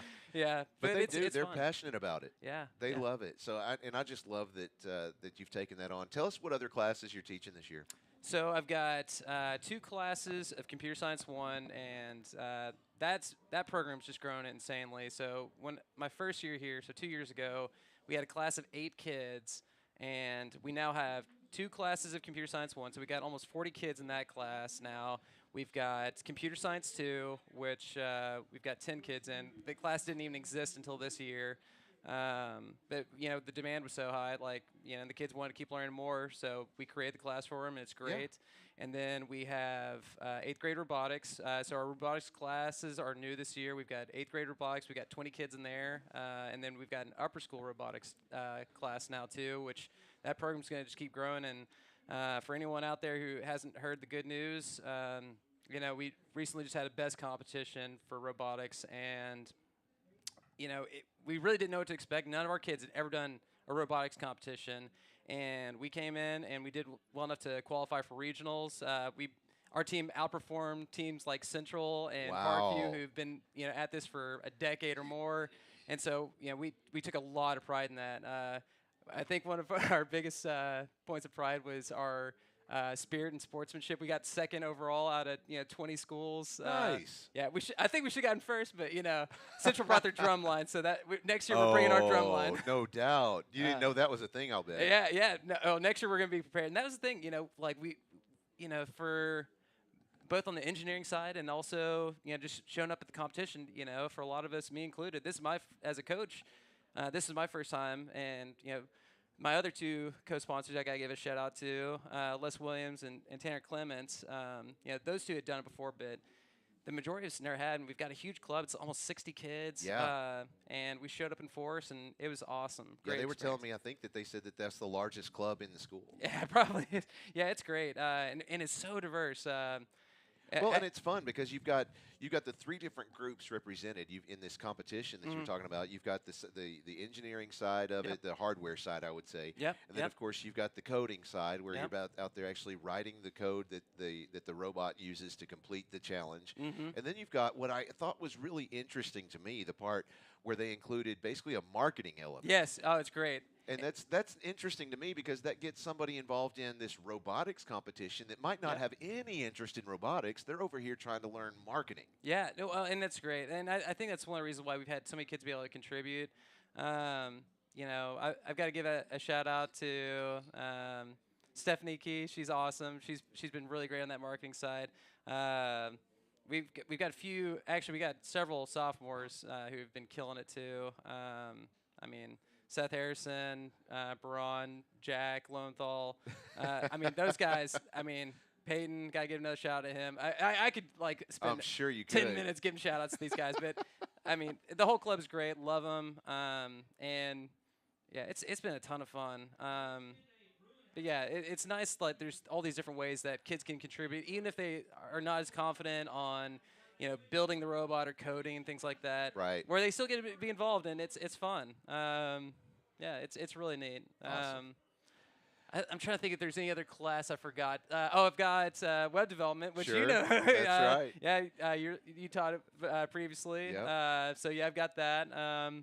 Yeah, it's a pretty diverse workload, but it's fun, and it's great that we've just got all these kids who are interested in technology classes, and the demand just keeps growing, and I think it's awesome. Yeah, I do. I think it's fantastic, and it's important that they not just know a little bit of it, but kind of have that diverse aspect where okay, well, here's the hardware, here's the software, and then maybe find a niche where you really enjoy it and kind of take it from there. Yeah, I mean, you bring up a great point because I think so many people just think, when they think of computer science, they only think of, okay, there's this guy who's coding and doing all that stuff, but there's lots of different avenues there. And I think one of the reasons why we've been able to grow the computer science program so much here is I try and make the course really approachable, and I've got a ton of football players. I feel like I've got more than half the team in my classes. Yep. And that was always my case. Yeah, and I always preach, it's like, hey, they've been awesome students, and it's just them getting exposed to it and giving it a shot, and they're like realizing, hey, I can actually do this stuff. Like, this isn't something insanely difficult that I have no shot at learning. It's just you just gotta ease into it and learn the fundamentals, and then it's like, okay, once it clicks, it clicks. Well, that's John Justice, everyone. Thanks so much. I know you just popped the door in to say hi and shake my hand, and I just grabbed you in here. This wasn't really planned, but thank you for talking with me for a moment.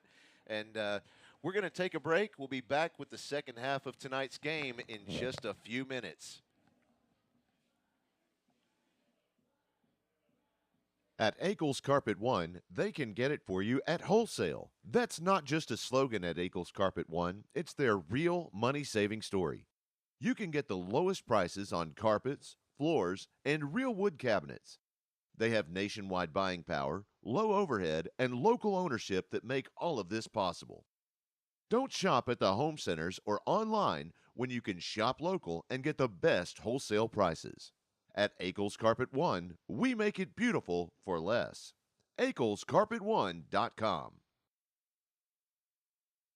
At Caldwell Toyota, they are passionate about helping drivers find the vehicle that's right for them for the most affordable prices possible.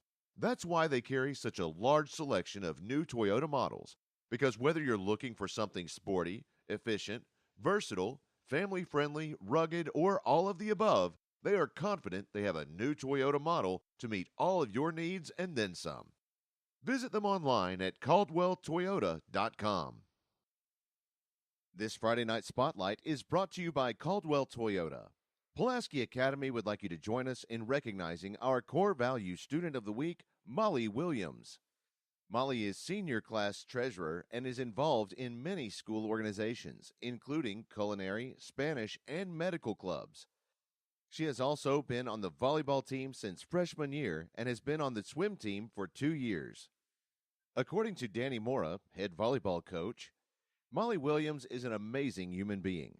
She is all good quality. She is very respectful and sweet. She has also impacted our volleyball team with her positive attitude and her smile. She has grown to be such a mature young lady. Molly has also dedicated her time in Pulaski Academy honors in community service since 9th grade. She has always been incredibly supportive of all the students at her school. Please put your hands together for Molly Williams, our Core Value Student of the Week, brought to you by our proud sponsor, Caldwell Toyota. Just another way Caldwell cares. Putin's Arkansas Football presents the First Community Bank Scholar Athlete of the Week. The First Community Bank Scholar Athlete of the Week is Pulaski Academy's Alan Thomason. The senior left tackle owns college offers from Air Force, Memphis, and Princeton, just to name a few. This 6'5" athlete won the state wrestling title back in February and was Pulaski Academy's only junior team captain a year ago. He scored 33 on his ACT, as if you weren't already impressed. Thomason, who started every game for the past 3 years, eyes his third state title. 4 or 5 o'clock is when I usually start my day. Got a lot of math classes this year, a lot of history papers, but I enjoy it. It takes a lot of dedication in the classroom. I'm definitely not the smartest kid out here, or even the smartest kid on the football team, but I think my work ethic's pretty up there, and just willingness to learn and to make mistakes. That's what helped me the most, to keep my grades up and work on my study skills and get those scores up as well. He's a leader, first and foremost. When he comes in the weight room, when it's time to lift, he works hard. When he gets on the field, he gives you 110%. He wants to be great. I mean, that's it. He cares about school. He cares about sports. He cares about life. And he just takes that and he runs with it, no matter what he's doing. When you find somebody that really cares about everything that they do in life and they want to be great at everything that they do, Alan Thomason is that kid, and that's what makes it so easy. He's so easy to coach, so easy to love and just to be around. And we have a lot of kids like that, but Alan is a special one. My AP stats teacher, Mr. Dunn, he really has a good mix of getting along with us on like a personal level, but making the environment in the classroom in such a way that we can have fun but also learn. I'm in there with a few of my football buddies actually, and we get to goof off just a little bit, but we keep our grades up, and we've got a competition going with our test scores in there. So we don't say a whole lot, but when he does speak, everybody stops and listens, and that's the effect that he has on our team. Let me tell you one special thing about Alan Thomason, though. Alan was voted as a captain as a junior, so that speaks volumes. So he impacted kids as a junior. He impacted a lot of our seniors from last year because they thought the way the kid handles himself and the way he carries himself, that's what made him a captain. And that senior class last year had a lot of respect for Alan Thomas. This week's First Community Bank Scholar Athlete of the Week, Pulaski Academy tackle Alan Thomason.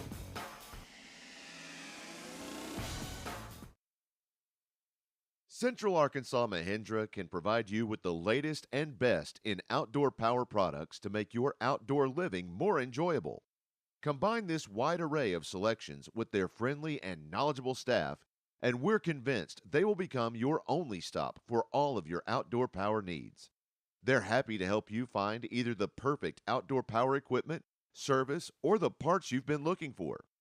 Check out their inventory of Mahindra, Ferris, and Husqvarna equipment. If you need help in making your selection, call or just stop in. They're always ready to help. Visit them online at centralarkansasmahindra.com. Hug and Haul Equipment Company is the answer to your industrial and construction equipment needs. They can help you with sales, rental, parts, and service. With full-service locations serving Arkansas, Oklahoma, Louisiana, Missouri, and Texas, they take ownership of each customer's needs and will work to ensure your demands are met. You can trust Hug and Haul for all your construction, industrial, aerial, material handling, and light equipment needs. This Friday Night Spotlight is brought to you by our proud sponsor, Bowen Heffley Orthopedics. Senior Jonathan Ford is the Bowen Heffley Orthopedics Student Athlete of the Week. Jonathan is an excellent example of an outstanding student athlete with his impressive academic and athletic accomplishments. Jonathan is a very hardworking student both inside and outside of the classroom. Jonathan has multiple academic achievements from a rigorous course load and is a 4-year member of both the upper school band and the varsity swim team. High school math teacher Mrs. Pierce says, Jonathan is one of my best students in AP Calculus. He is hardworking, respectful, motivated, talented, and so smart. He somehow finds a way to balance academics with all of his extracurriculars and excels at them. Please join us in congratulating Jonathan Ford, the Bowen Heffley Orthopedic Student Athlete of the Week.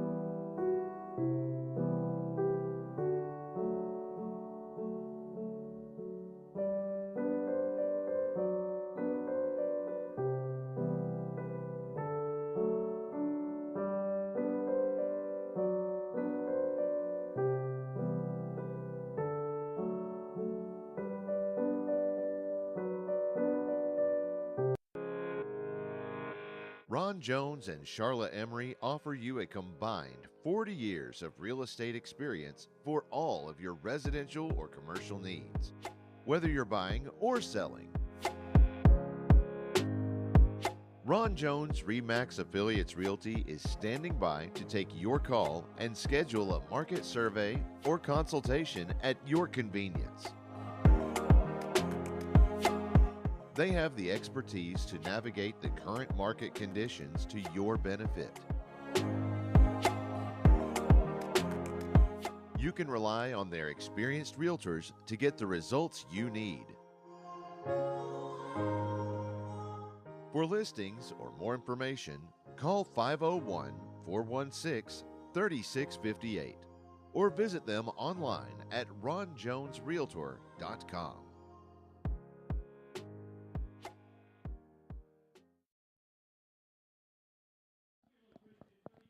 Welcome back. Counting down back to the second half of tonight's game. Now, here's what the rule. You know, you mentioned earlier it's 35, of course. 35 points ahead is when the sportsmanship rule goes into effect and will cause the clock not to start. I wonder if that has to be any time before halftime, or because they did close that gap before halftime. So I know that once it goes into effect, it doesn't matter if they close that gap anymore. So Yeah. I don't know that I've seen this scenario before. I'm just going to say that I feel confident that it is once you hit that 35-point threshold that makes the clock start ticking. Go ahead and ask the coaches to put 3 minutes on the board. Okay, he got it. Never mind. Thank you. The head ref was down there trying to get his attention. Sorry. So, yeah, that makes sense to me, too, is that regardless if it's caught up or not in the first half, but I'm not sure. We'll just have to wait and see. We will find out. I promise you that. Well, so this just in, catch this. The Little Rock Christian Warriors have turned the tides there at War Memorial Stadium and are now winning 17-13 over Catholic. Of course, that's just in the third quarter. Lots of football still to be played, and it's anybody's game. Somebody asked me who I would prefer to win, and I'm like, you know what?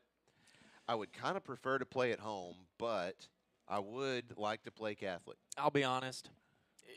I'm probably the most impartial about any of Yeah. this. Just yes. I mean, I love Yeah. football to the point that if you show up and play that day and you win, Yeah. yes, Yeah. you get, and that's what I love about the playoffs. I mean, it's one and done. Yeah. You show up, you play. If you came to play that day, you get the win, you move on. Absolutely. So to answer my take on that is yes. Football. Okay. Yes to football. I like it. I like it. I am just loving how many fans came down that 3.5-hour drive from Mountain Home to cheer on the Bombers. Popeye, are you over there? I'm not sure if you're manning the camera or not. I don't think he is. He is. Ah, he is. Can you give us a shot of the Mountain Home fans over there? See the fans? Can we see them with your camera? He got the picture now. Well, he's getting the picture. Yeah, he's getting there. Let's see those Mountain Home fans. Nope, those are the referees. Those are the referees, bud. All right, we're having a slight miscommunication. I don't think he's listening tonight. Here's the point, though. Here's the point. There is a lot of Mountain Home fans that There's a came lot of them. out. Yeah. And not only the drive, it's really It's cold. But of course, one of the guys from their broadcast crew was telling me earlier tonight, "Why am I having such a hard time opening this 5-hour energy?" I know you're about to make fun of me for it. No, I'm not. 5-Hour Energies. We're sponsored by them, and we would love to get I sponsored wish by we them. were sponsored by them. It is made possible by them, that's for sure. But anyway, they made a nice drive down to sit out here in the cold. One of the broadcast crew was telling me that it was actually colder up there when they left. What's going on So here? at the start of the fourth quarter, for Catholic and Little Rock Christian did get the ball, and then they actually just turned it over. So it seems like one of the first plays of the fourth quarter is Little Rock Christian getting the ball.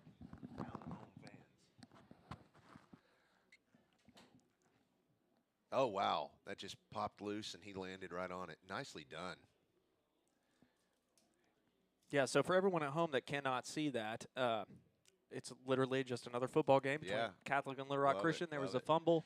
There's the fans. He came in There and we asked us go. what we were talking about. Yeah, look at that. They've nearly packed out that. Of course, it's not a very large visitor section, but you know.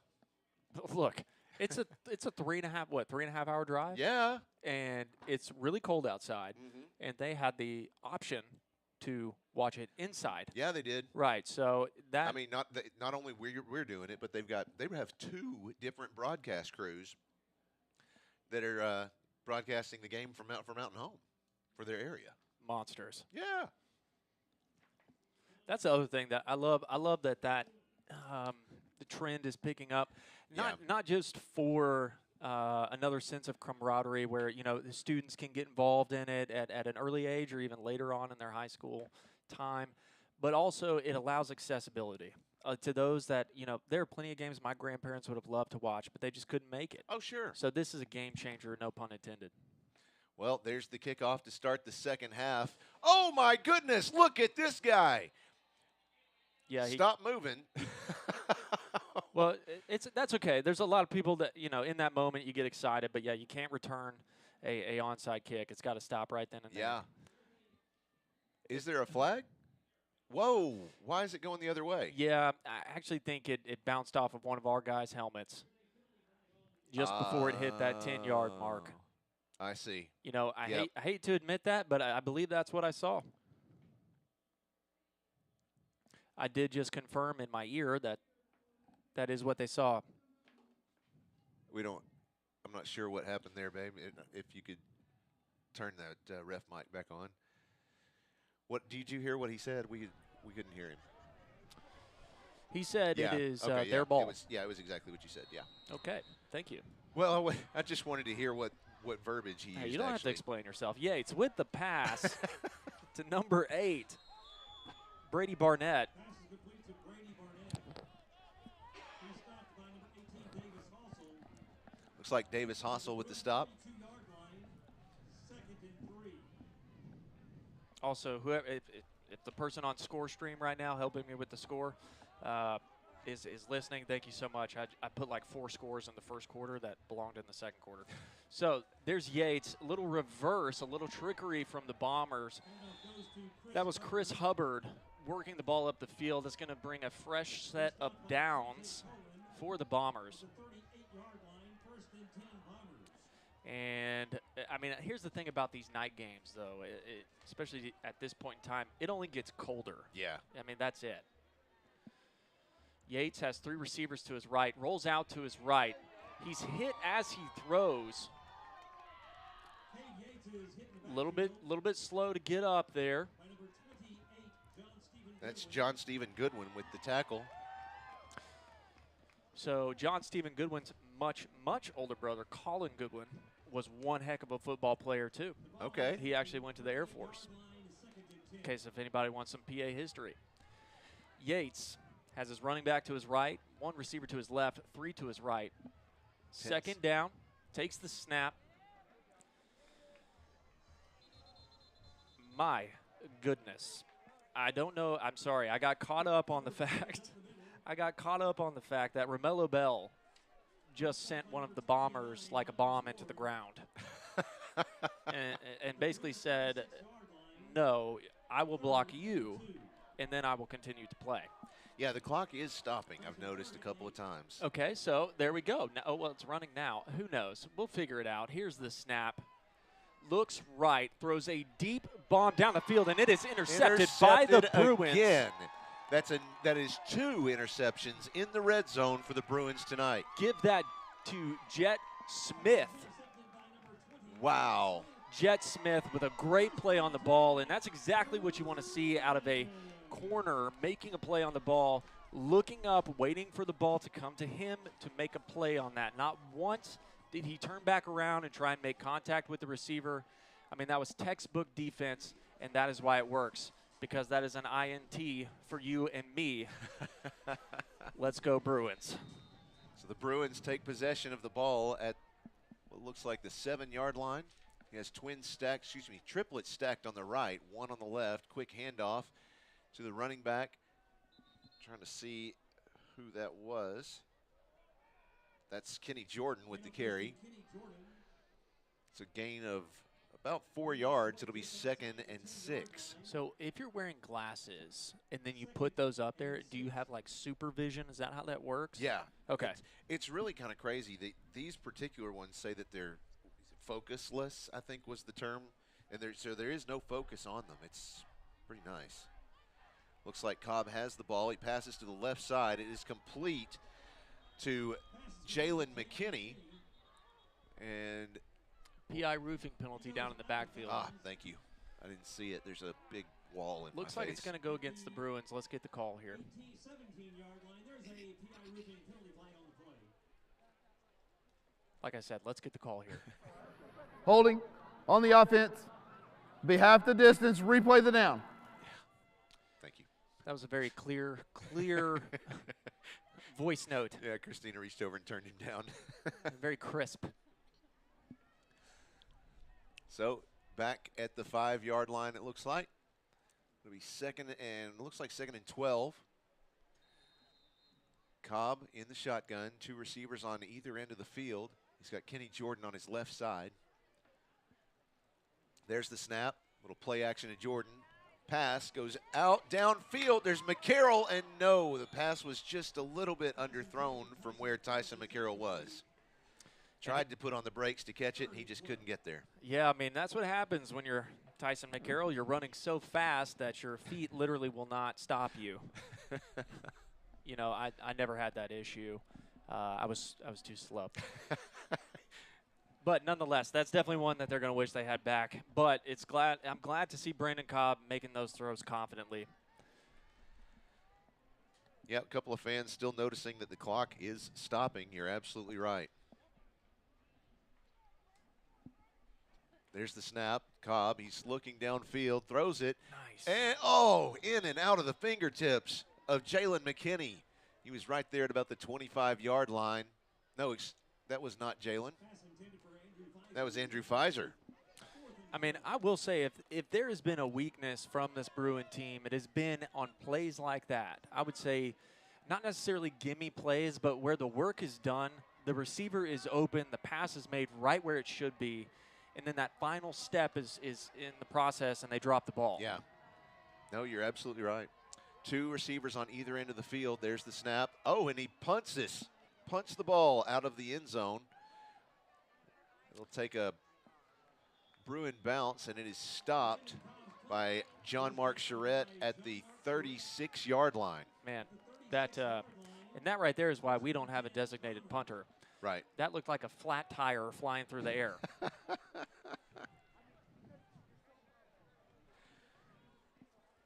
Yes, it did. 9:57 left in the third quarter. Bruins lead 44-14. First down for the Bombers here. 1st and 10. Here we go. Yates keeps the snap. Oh, he's brought down awkwardly. Kind of like a he's right back up. rejection from prom in high school. 2nd down for the Bombers. Yeah, I was worried about him the way he went down, but he just popped right back up, so he's good. Yeah, I mean, that's get knocked down, get back up again. Don't ever let it keep you down. Chumbawamba. Thank you guys for everyone putting up with us. We will ask for our forgiveness later. Yates with the snap. Keeps it and runs to his right. He's able to get the 1st down for the Bombers. That's going to put the ball at the 29-yard line. Okay, that's going to be at the Bruin 24-yard line because my vision is excellent. So as you can see, the ball is on the 24-yard line. Here's the snap. Yates rolling out to his left. 3 receivers to the left. Oh, man, and he was able to connect just for a brief second with Jet Hannaford, just about as long as that relationship lasts in high school. But So incomplete pass. That's going to bring up 2nd down. Be sure to catch Garrett next weekend over at the Looney Bin here in Little Rock. And that he's not talking about the comedy place. That's on the Looney Bin's on the corner of 4th and Broadway. Here we go. Yates, snap, takes it, passes to the left. His intended receiver was number 33, Blake Bentley. Well, the way the Bruins were playing, I think K.J. Colin thought that it was almost intended for him. He jumped out and tried to snag it out of the air. I mean, that is what you want to see. And that's another player I've really enjoyed watching K.J. Colin this season. Yeah, Talk really about impressed me. He's been targeted so many, and by target I mean the offense has thrown to his side. And he's really, really been impressive on the ball. 3rd down, Yates with the snap, looks to his left, airs the ball out to the middle of the field. The pass is incomplete. Well, and that's the same one. Mr. Hannaford has been trying to plead his case all night. All night, and there is no way he could have caught that even if there was no one near him. And the question is, how many cases get dismissed by the judge before you stop trying? Well, you know. Hey, I like it. A little bit of fight in there. Plead your case. Yeah. He just wants to talk to the ref and ask him what's. He just wants to know, where can I get one of those shirts that you're wearing? He wants to know what's the grounds where, for the sustained. Where do you get a ref's uniform? That's what I want to know. Here's the snap. Yates, 2 receivers to his left, airs the ball out. His intended receiver was number 33, Blake Bentley. So he tried to throw it to Bentley a couple of times on that series. It's going to be 1st and 10 for the Bruins. So that's going to be their 4th, I believe, turnover on downs that they've caused, or 4th stop. So the Bombers are going to go on defense. 8 minutes and 46 seconds left in the third quarter. Your score is 44-14. The Bruins are winning. You've got some Bruin grandparents watching tonight from northern Iowa where the wind chill is 2 degrees. Warms our hearts to watch Bruin football. Go Bruins. There's the snap. Quick handoff. Running up the middle. That is Kenny Jordan with the carry across the 40. The 45 is where he is finally brought down after a 20-yard carry. Nicely done, Kenny Jordan. I mean, he went full-blown MC Hammer on that one. Can't touch this. It's another Holloman and Associates first down, 1st and 10 for the Bruins. 8.5 minutes left in the third quarter. Cobb gives a quick shovel pass over to Jalen McKinney, and he is stopped in the backfield. I think it looked like he turned like he was getting ready to pass it. Yeah, that play is definitely a call for a double pass there. But I think what he was trying to do is maybe fake out the defender, act like he was going to throw it and then throw it. Yeah. Instead, He got caught. tackled. Yeah. So it's second down, 16 yards to go for the Bruins. Now working from an empty set. Cobb has 3 receivers to the left, 2 to the right. There's the snap. Passes to the left side, and it sails just outside of the reach of John Mark Charette. You know, if anything, though, I would say that's probably one of only a couple of passes that I've seen Cobb off the mark tonight. So, I mean, for all the ones that he's put on the spot, there's always going to be a couple that are going to be off base. It's all good.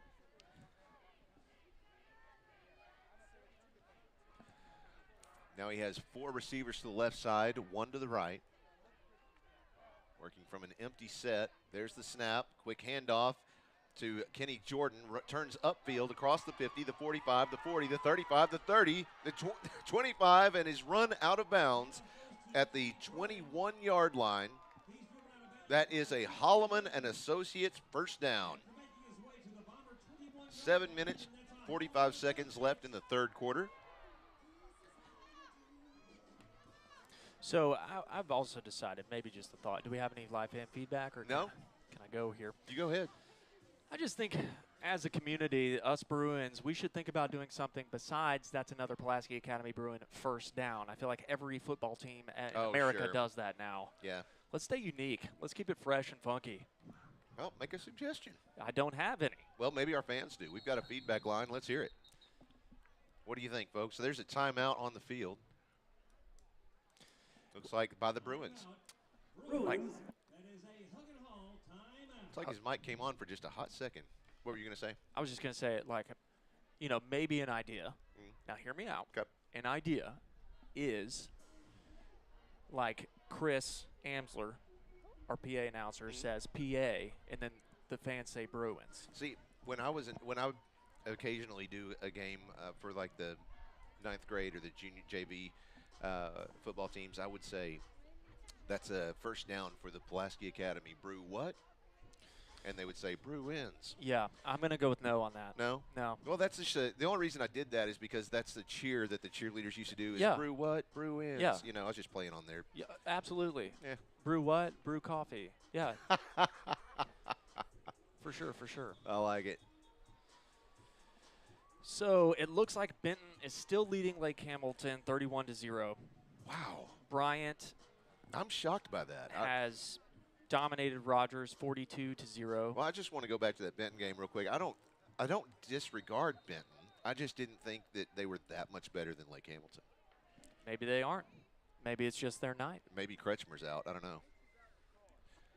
There's the pass going in deep. McCarroll's there. He has it, but no, he was out of bounds when he caught it.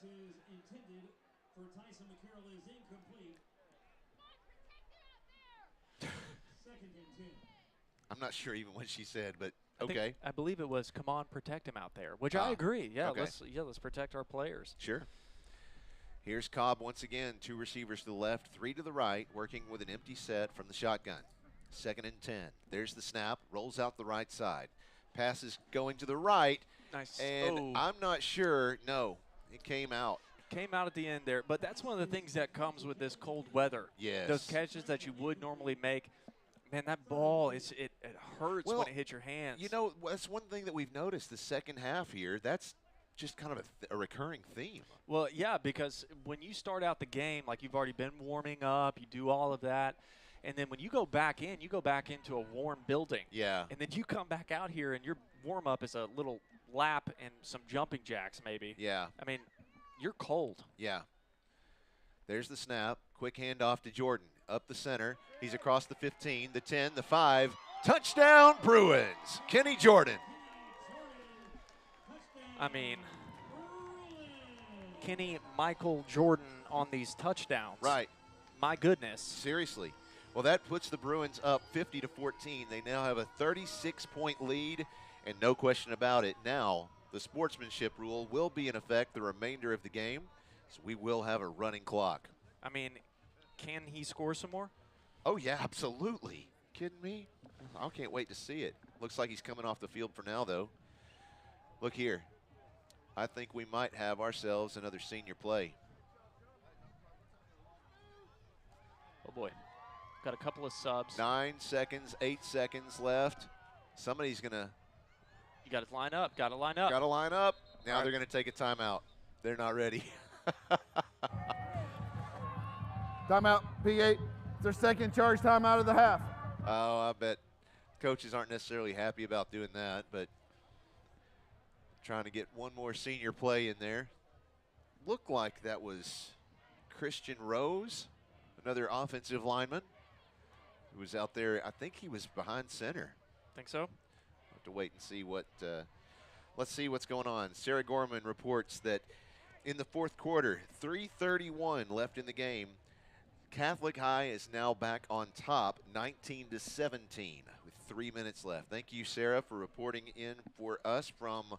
She is live tonight over at War Memorial Stadium. So thank you for braving the weather and letting us know the score of that one. Keep us up to date if you would. One more live fan feedback from the Ron Jones Remax Affiliates live fan feedback. Lola says, "Go Uncle Josh, number 41." Heck yeah. That's Josh Holloman, of course. Yeah, that is Christian Rose receiving the snap. He's punching it in himself, and he sure does. He takes it across on his own. Add 2 more, 52-14. You know what's funny about that? I think, let's see. I got to go into the perfect prediction database now. I'm pretty sure I saw somebody who made a guess at 52-14 being the final score. Yeah, I was absolutely right. That was my dad. Well, I told him that was a good guess. Had a lot of folks in here tonight. did you tell him that because it was your dad, or did you tell him that I thought because it was you a decent guess. 61 entries tonight. That's not bad. Does help when the website works. Let's see. I don't know what to say for first down, but that's another Bruin mercy rule. There you go.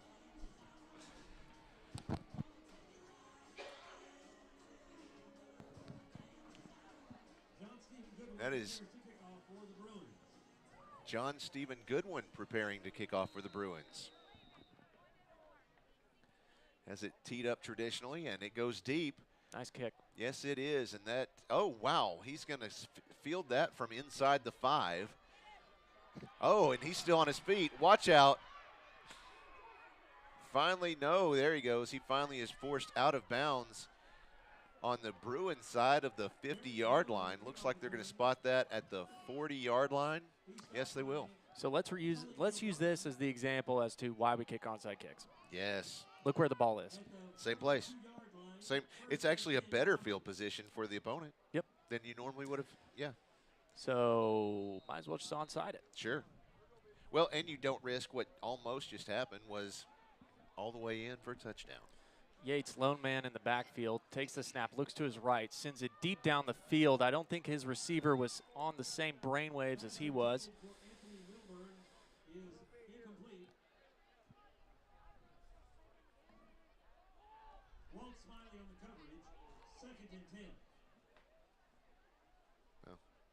that's what I thought I saw. Oh no! So we were talking about offensive pass interference. It goes back to that catchable ball situation. Right. Okay. So it first it has to be a catchable ball. Right. Like that. That's the beginning of going down a pass interference call. Makes sense. So second down for the Bombers. Yates with the snap, runs it up to the right, decides to throw it. His intended receiver was number 8, Brady Barnett. We do have a PI roofing penalty on the play. Looks like is that roughing the passer? Is that what that call was? Because he did this, but then pointed at PA. So here he comes. Roughing the passer against the defense. The 15-yard penalty, automatic first down.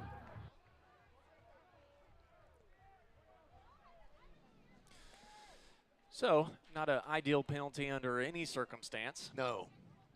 That is going to give the Bombers a fresh set of downs. 6 minutes and 8 seconds left in this third quarter. Yates in the backfield. has Chris Hubbard with him, gets the snap. Hubbard works the ball a little bit backwards. We'll call it a loss of 3. So after first down is second down, which is where we are presently.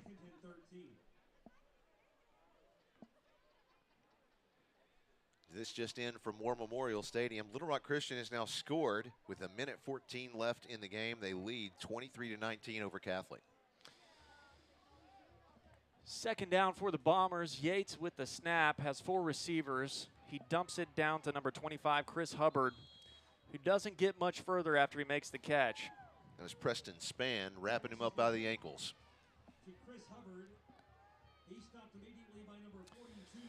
Hey, and just to make the pitch, because I think it's important, if you're listening or watching right now, if you could just do us a huge favor, share this with your friends, tell your family about it. Just remember it, save it on your favorites. So as we continue to broadcast more games, you can continue to be a part and enjoy it. It would mean the world to us. Yates with a deep pass. And it looks like the ball was caught.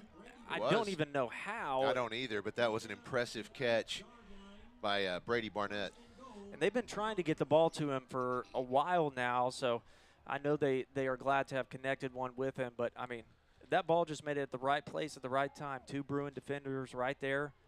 Neither of them stopped it. First and goal. Yates runs the ball up the middle, has a little bit of room, puts a move on. If he had brought the ball over his head, he would have had a touchdown just there. But well, let's see where they spot it first. It's going to be inside. Oh, they're going to spot him short. They're going to go up with that hurry-up offense. Here's the snap. Oh! Hubbard with the run. Instead, he gets met in the backfield. Wow. And, I mean, just a very, very aggressive play by the Bruins to make that stop. That was very, very good. We will call that a great defensive play because Yates is already on to the next play. Actually, that was not Yates. Yates was on the play, and then number 8 got it. That's right. Brady Barnett with the carry, and I didn't see a ruling. Was that a touchdown? I believe it was. Thank you.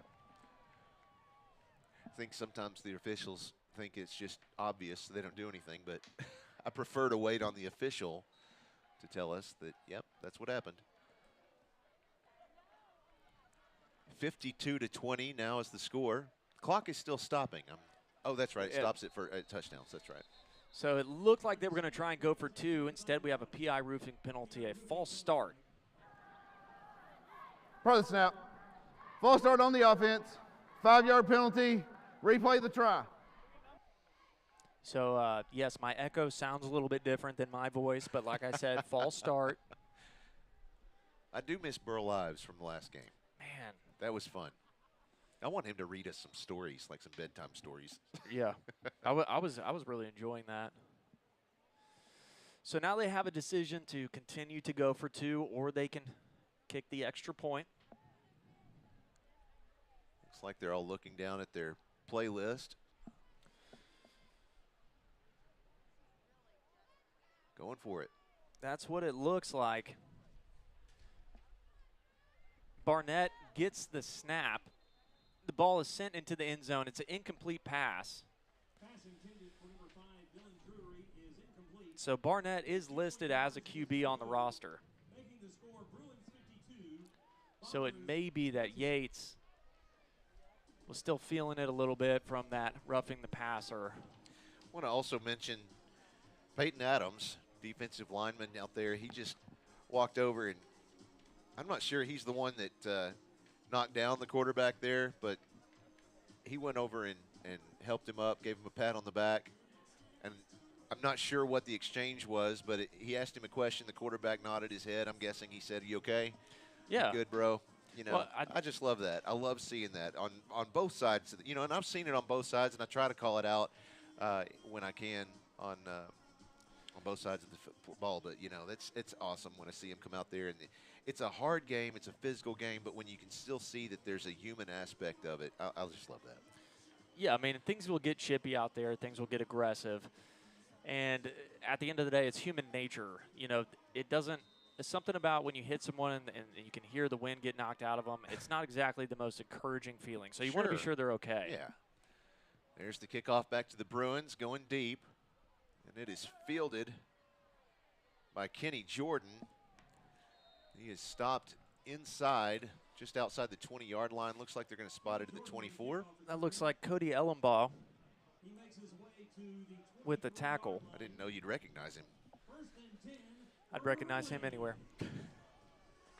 3 minutes, 31 seconds left in the third quarter. Bruins lead 52-20.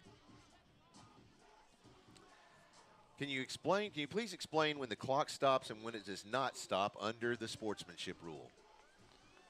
That's a bit of a daunting task. I know it stops at touchdowns. I appreciate that. Official timeouts like injuries and so on.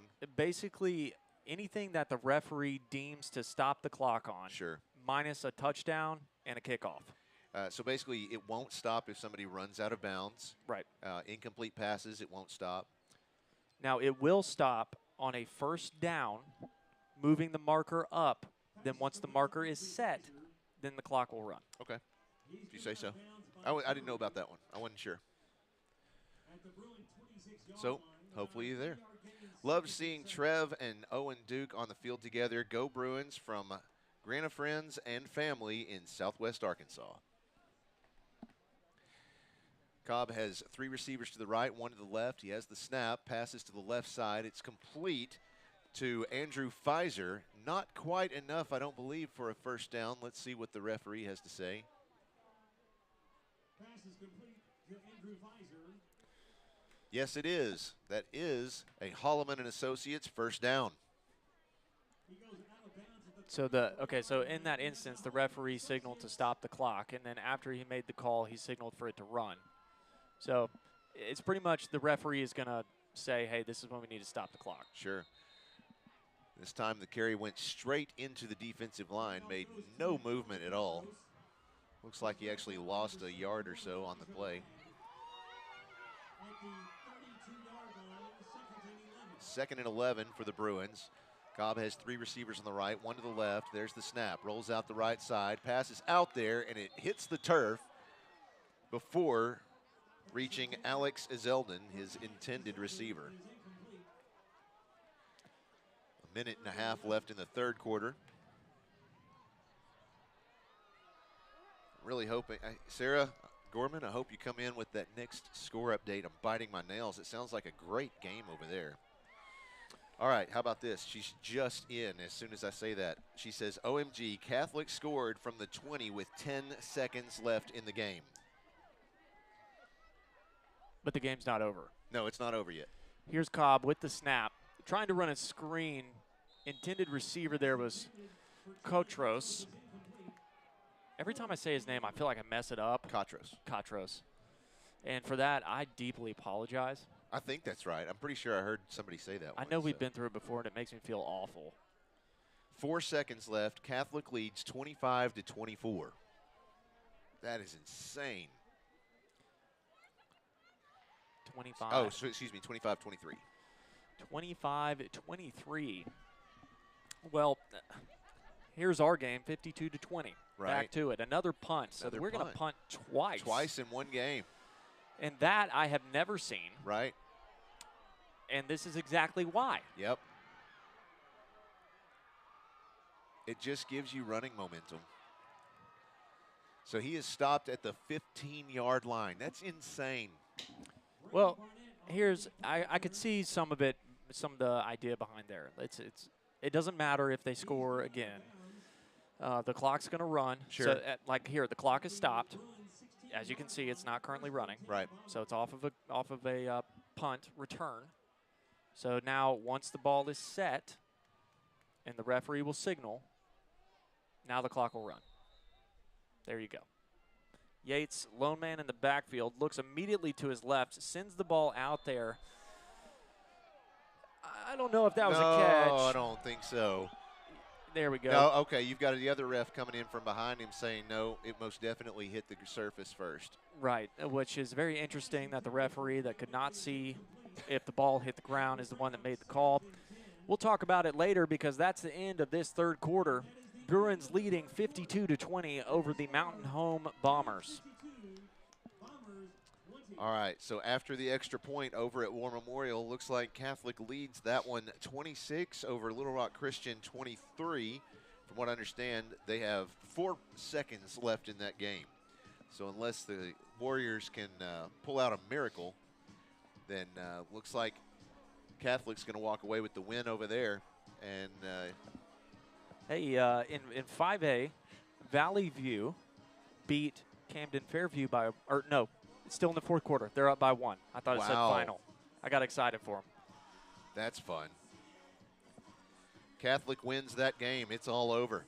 And that's that. So looks like PA will be going, if the trend continues through the fourth quarter, I should go ahead and preface it that way, but if the trend continues, looks like Pulaski Academy will be headed to War Memorial next weekend.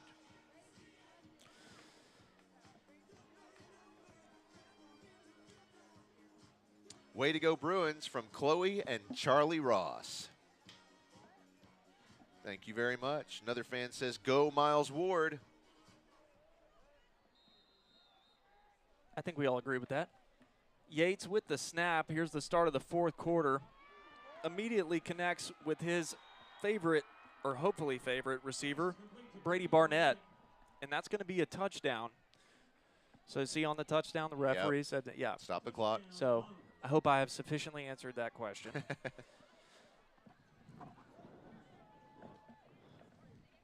Also, you know, if you're ever feeling very kind, my Venmo is Garrett Benson. And for $5, I will answer any and all of your rule questions. You know what? I wouldn't be surprised if you got a whole bunch of cash requests after this one. This is not a cash request system from you guys, but hey, I'm just messing around. The 2-point conversion is no good.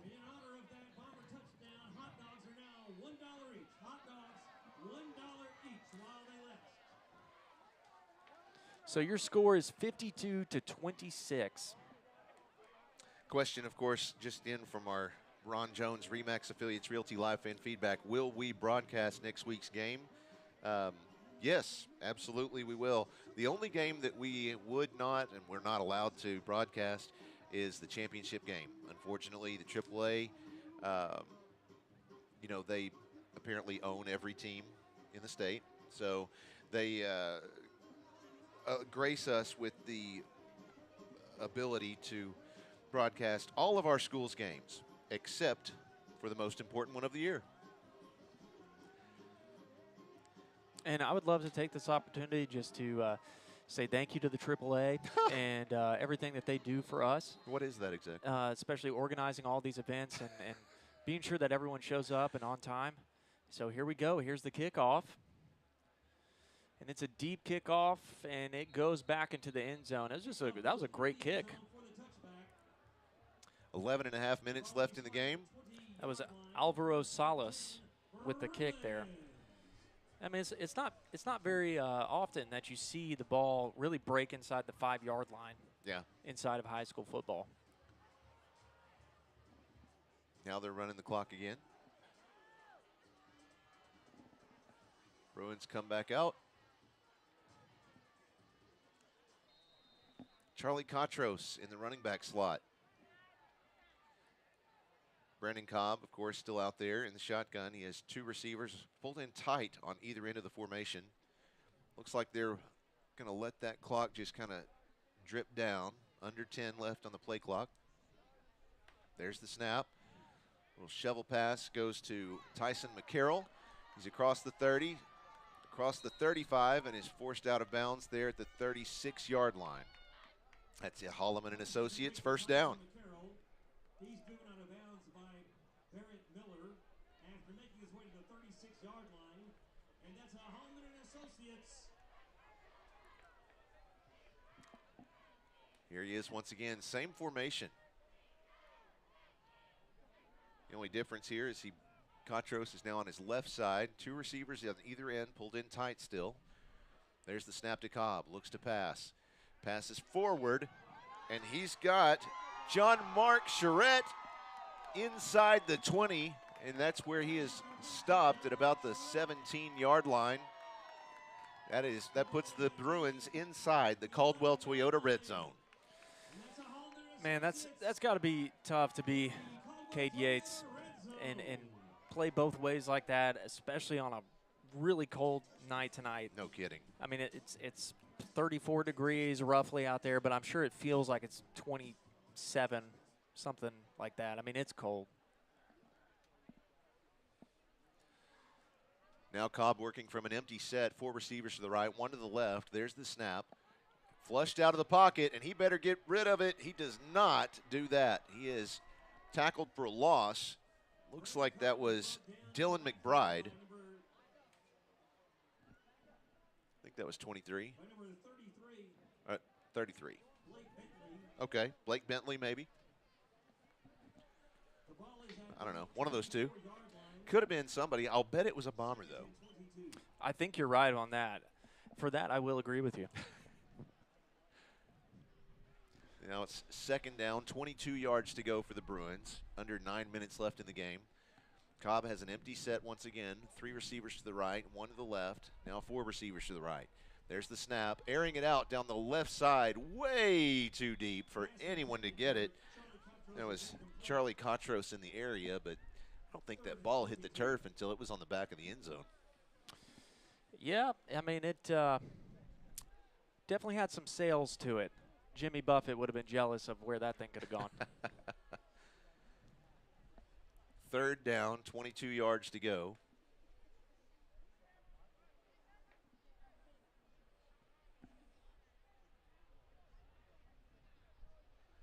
Again, from an empty set, Cobb has 3 receivers on the left. Nope, 4 receivers on the left, 1 on the right. Flushed out of the pocket. Throws it, and it is out of bounds. And we do have a PI roofing penalty on the play. I thought I saw something fly. It was early in the play. Yeah, illegal formation on the offense. That penalty is declined. 4th down. Okay. Okay. I feel like normally that's blown dead before the play continues. Yeah, I'm not really sure why they let it develop. And that's what football's all about, development. 4th down, 22 yards to go. Looks like they go back to setting up Charlie Cotros in the running back position. There's the snap. Pass goes to the left to Cotros. Looks like, yes, he is passing it deep into the end zone. And no joy there. Yeah, no joy because it's November. Hopefully as we work our way into December, we can find some on this joyous Christmas season coming up. Fa-la-la.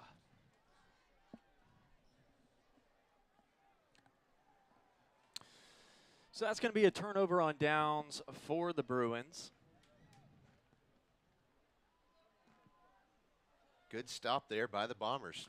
That's one thing about being a Bruin, though. I feel more comfortable on a turnover on downs than I do when we punt the ball. Yes, I do too. Here's the snap. Yates sending one down the field. His receiver is nice. wide open. Brady Barnett. None other than. Just marching it into the end zone. I mean, that was a big-time play from the Bombers, and if anything, that play right there is why they have that name. Yeah. So a nice touchdown for them, and that's, I mean, you can tell why they've been trying to target Brady Barnett all night. Yeah. You give him a little bit of space, he puts a couple steps ahead, clearly has the speed to work it down the field. Well, I mean, the kid is 6'1", 195 pounds. He looks a little taller than 6'1" to me from here. I was about to say, he looks more like he's 6'2", 6'3". I'd say 6'3". I was going to say 6'6", but you go ahead. 6'6". Okay, 6'6". Okay. He just towers above some of those guys out there. He's 2 inches shorter than LeBron James, which I can dig that. Right. 6:48 left in the game. Bruins lead 52-33. But the Bombers doing everything they can to close that gap. Going around the scores around 6A one more time in the 4th quarter. Benton 31. Lake Hamilton still shut out with a goose egg. Final score, Greenwood 42, Russellville 7. And, of course, as we heard earlier, final score from War Memorial Stadium, Little Rock Catholic defeats Little Rock Christian. So the Warriors will get to watch next week's game from home.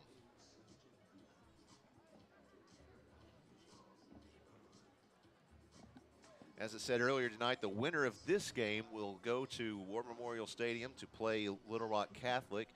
That is their home field. So basically, the winner, I guess, whoever wins next week's game will play at War Memorial for 2 weeks in a row. So, yeah, that's exactly how it go. Oh, that's why I said it. I'm just confirming that for everybody. Oh, and so the Bombers go for an onside kick. I like it. I mean, that was nice hands by Pat Wicker. Yes, it was. He jumped right on it. So that's at the Bruin 47-yard line. That'll be the first down for the Bruins. 6:20 left in the game. Bruins not really in a hurry to get back out there. Got 25 seconds still on the play clock. Haven't even started the play yet. Play clock, excuse me. The game clock, of course, still ticking away. I wouldn't be too surprised to watch Brandon Cobb kind of let this one kind of tick down a little further. Yep, that's exactly what he's doing. On his left side is Kenny Jordan. He has 2 receivers to the left, 2 to the right. 10 seconds on the play clock. Now here comes the snap. There it is. Quick handoff to Jordan, straight up the middle. He's across the 50 and is brought down at the 40, looks like the 47-yard line. There's always such a bittersweet feeling as you come into the playoffs, especially with a team that's potentially going to lose the game. I mean, for some of these guys, for most of these guys, it will be the last time that they ever put on football pads for those seniors. Yeah. And, I mean, that's one of the things about football. It's not like you can really pick it up somewhere and, you know, there's no intramural football team. Not with, you know, I mean, it's flag football if there is, you know. So it's one of those things where you feel your career coming to an end, and it's bittersweet. Another handoff to Jordan. He's straight up the middle, crashes pads with a few of them, and is stopped at the 41-yard line. That's enough to move the chains. Another Holloman and Associates first down. But on another note, I feel like that's what makes football in of itself so powerful. Because think about it this way: the amount of lessons and hard work and grit and grind that a player can develop over what is actually really just like a 3-year span. Yeah.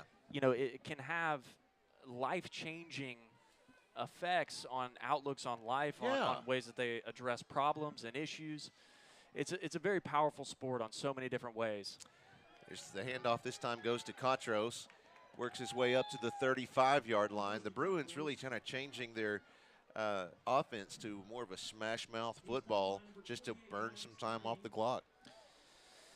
Yeah, I mean, at the same time, the burning the clock here is, I mean, the clock's going to run anyway from that perspective. It's also just about running safer, quote-unquote, plays.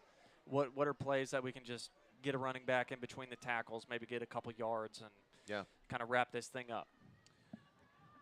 Wouldn't be too surprised to see him run a wing T here in a minute. I'm thinking a swinging gate might come out. Sure. There's the snap. Again, handoff goes to Charlie Katros. He's across the 30 and is stopped at about the 25 and a late flag. That's a PI roofing penalty flag.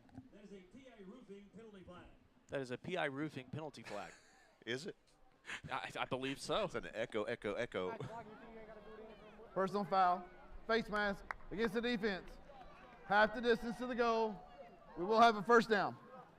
Half the distance to the goal. Goodness gracious. So what kind of first down is that? That would be a Holloman and Associates first down that puts the Bruins inside the Caldwell Toyota red zone. Hey, I don't know if y'all checked out those new Tundras, but they're pretty sleek. I'm here to tell you, they are shiny. Is that your official analysis? That is. I looked at them myself. Wow. They were shiny. That's amazing. 3:19 left in this game. Cobb in the shotgun. Twins stacked on both ends of the field. Katros has the handoff. Up the middle. Is stopped short of the 15-yard line. Looks like a gain of 1 yard. It'll be 2nd and 9. No gain, 2nd and 10. So here's a question for everybody, and I want you all to think hard on this as this game winds down. Is it stuffing or dressing? Well, if you put it in the turkey, it's stuffing. If it's I'm just told nope. Okay, well, I wish Christina actually had a live mic. She would tell you. I would love to know how many mental battles are going on right now. That's exactly what I thought. I thought it was the exact same thing. But if you put it in the turkey, it's stuffing, and if you put it on the side, it's dressing. Tyson McCarroll. She says it depends on what part of the country you're from. I'm from America. Oh, that's her opinion, she says. So that run was by Tyson McCarroll up the left side. It's going to be inside the 5-yard line. And the Bruins are in the Caldwell Toyota red zone. 1st and goal, Bruins. That's what we'll do next week. We'll come up with a few of those for our live fan feedback. Oh, I feel like I've done a couple. There's Illinois. We'll do that one and the pecan versus pecan. That one's not that big, though. It's more like, is hot dog a sandwich or not? Oh, just missed it. Tried to throw that one again to Tyson McCarroll. Is incomplete. 2nd and goal. Or like, why is a grilled cheese called grilled cheese? You're not grilling the cheese. I do. You grill the cheese? Yeah, absolutely. Put the cheese right down on the pan. Right there on the cast iron skillet? Yes. Yeah, with the grease from 10 years ago? Yes. Passed down through generations? You put the bread right on top of that, and that's what adheres it to the bread. Yeah, and then you mix it all up? Yeah. It's disgusting. No, dude. I have people in our family ask me to make them a grilled cheese all the time. They love it. You know what? I'm going to go ahead and call out one loved Bruin family. I'm not going to call you by name, but you know who you are. There's one PA mom who had convinced her daughters that a grilled cheese was actually made in the microwave. Put 2 pieces of bread and cheese, and you put that in the microwave. She, no kidding, convinced them that that's how you do it. And you know who you are. But you know who you are. Why? Like, what's the benefit? What's the benefit of that? It's easier, I guess. Cobb being flushed out of the pocket, throws it into the back of the end zone, and it is intercepted. That will be a touchback for the Bombers. So 17 seconds left in the game, and that will – no, he says stop the clock. 15 seconds left now. So they will have another play, at least one.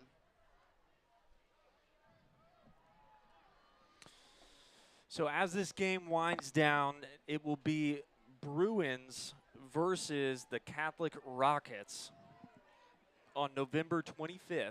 November 25th. 7 p.m. And you can catch it here That's at right. PA Live. Go tell all the Catholic people, too, that it will be on PA Live. That's right. PA Live. Tell them all. It'll be pabruins.tv. Now the clock has started. 4 seconds left in the game. Working from an empty set. There's the snap looking to the left side. And the pass hits the turf to end this game. The Bruins proceed to the semifinals, 52-33 over Mountain Home. Want to make sure to congratulate Mountain Home on a fantastic season. And I tell you, like I said, this is the second time these two teams have ever played each other. And, they've both been this season. It's kind of fun. Yeah, and I think what a lot of people need to know about this Mountain Home team is that at one point their schedule, I think, was probably the hardest in succession. Yeah. Was the hardest schedule I had seen. It was Greenwood, PA, Little Rock Christian, and then Lake Hamilton. I mean, yep. Just back to back to back to back. Yeah. I mean, that's a daunting task for any team. Yes. Any other team in 6A. And not to mention, they just came on. I mean, they were on a 4-game winning streak. Yes. Right? There's only 2 other teams that were even close to that inside this season. So their record, I don't think, actually displays how their season went. Sure. because of the difficulty of their schedule. Yeah. Well, they should definitely hold their heads high. They played well. They played a great game, a very clean game. But the Bruins happened to come out on top. And nonetheless, though, if you want an example of a fan base that you would enjoy to have, They are. Mountain Home is one of them. There they are. Guys, it is cold They're out there. Classy bunch of folks. You know, they're very friendly, very polite. They were the same way when we went up to Mountain Home earlier this year. They were just very nice, very welcoming folks. And so it was just great to have them visiting. Yeah. Yep. So, well, that's it for us tonight, folks. We're going to go ahead and shut her down. But, again, be sure to hit like and subscribe on the YouTube channel there. If you're watching it on your laptop and you're like, how do I watch this on my TV screen? Actually, right there on pabruins.tv, there's instructions on how to do just that. Just scroll down to the bottom of that page, and it'll tell you how to do it. But that's it for us tonight. Want to make sure to especially thank the only 2 student crew members who are here tonight. Yeah. That is Emily McCarver and Emma Hancock. The rest of the student crew is all out at Model UN tonight. So they were holding it down. No, the models are in here. They're in here. Right. They're Those the are ones. The model that's students right. That's there. right. But Model UN. They've been doing a great job for us tonight, and I love that they're participating. So anyway, thanks everybody again. That's it from Pulaski Academy. PA wins this one 52-33 and advances to play Little Rock Catholic next week at War Memorial Stadium. Be sure to follow us again at pabruins.tv for that one. In the meantime, good night, good luck, and 73.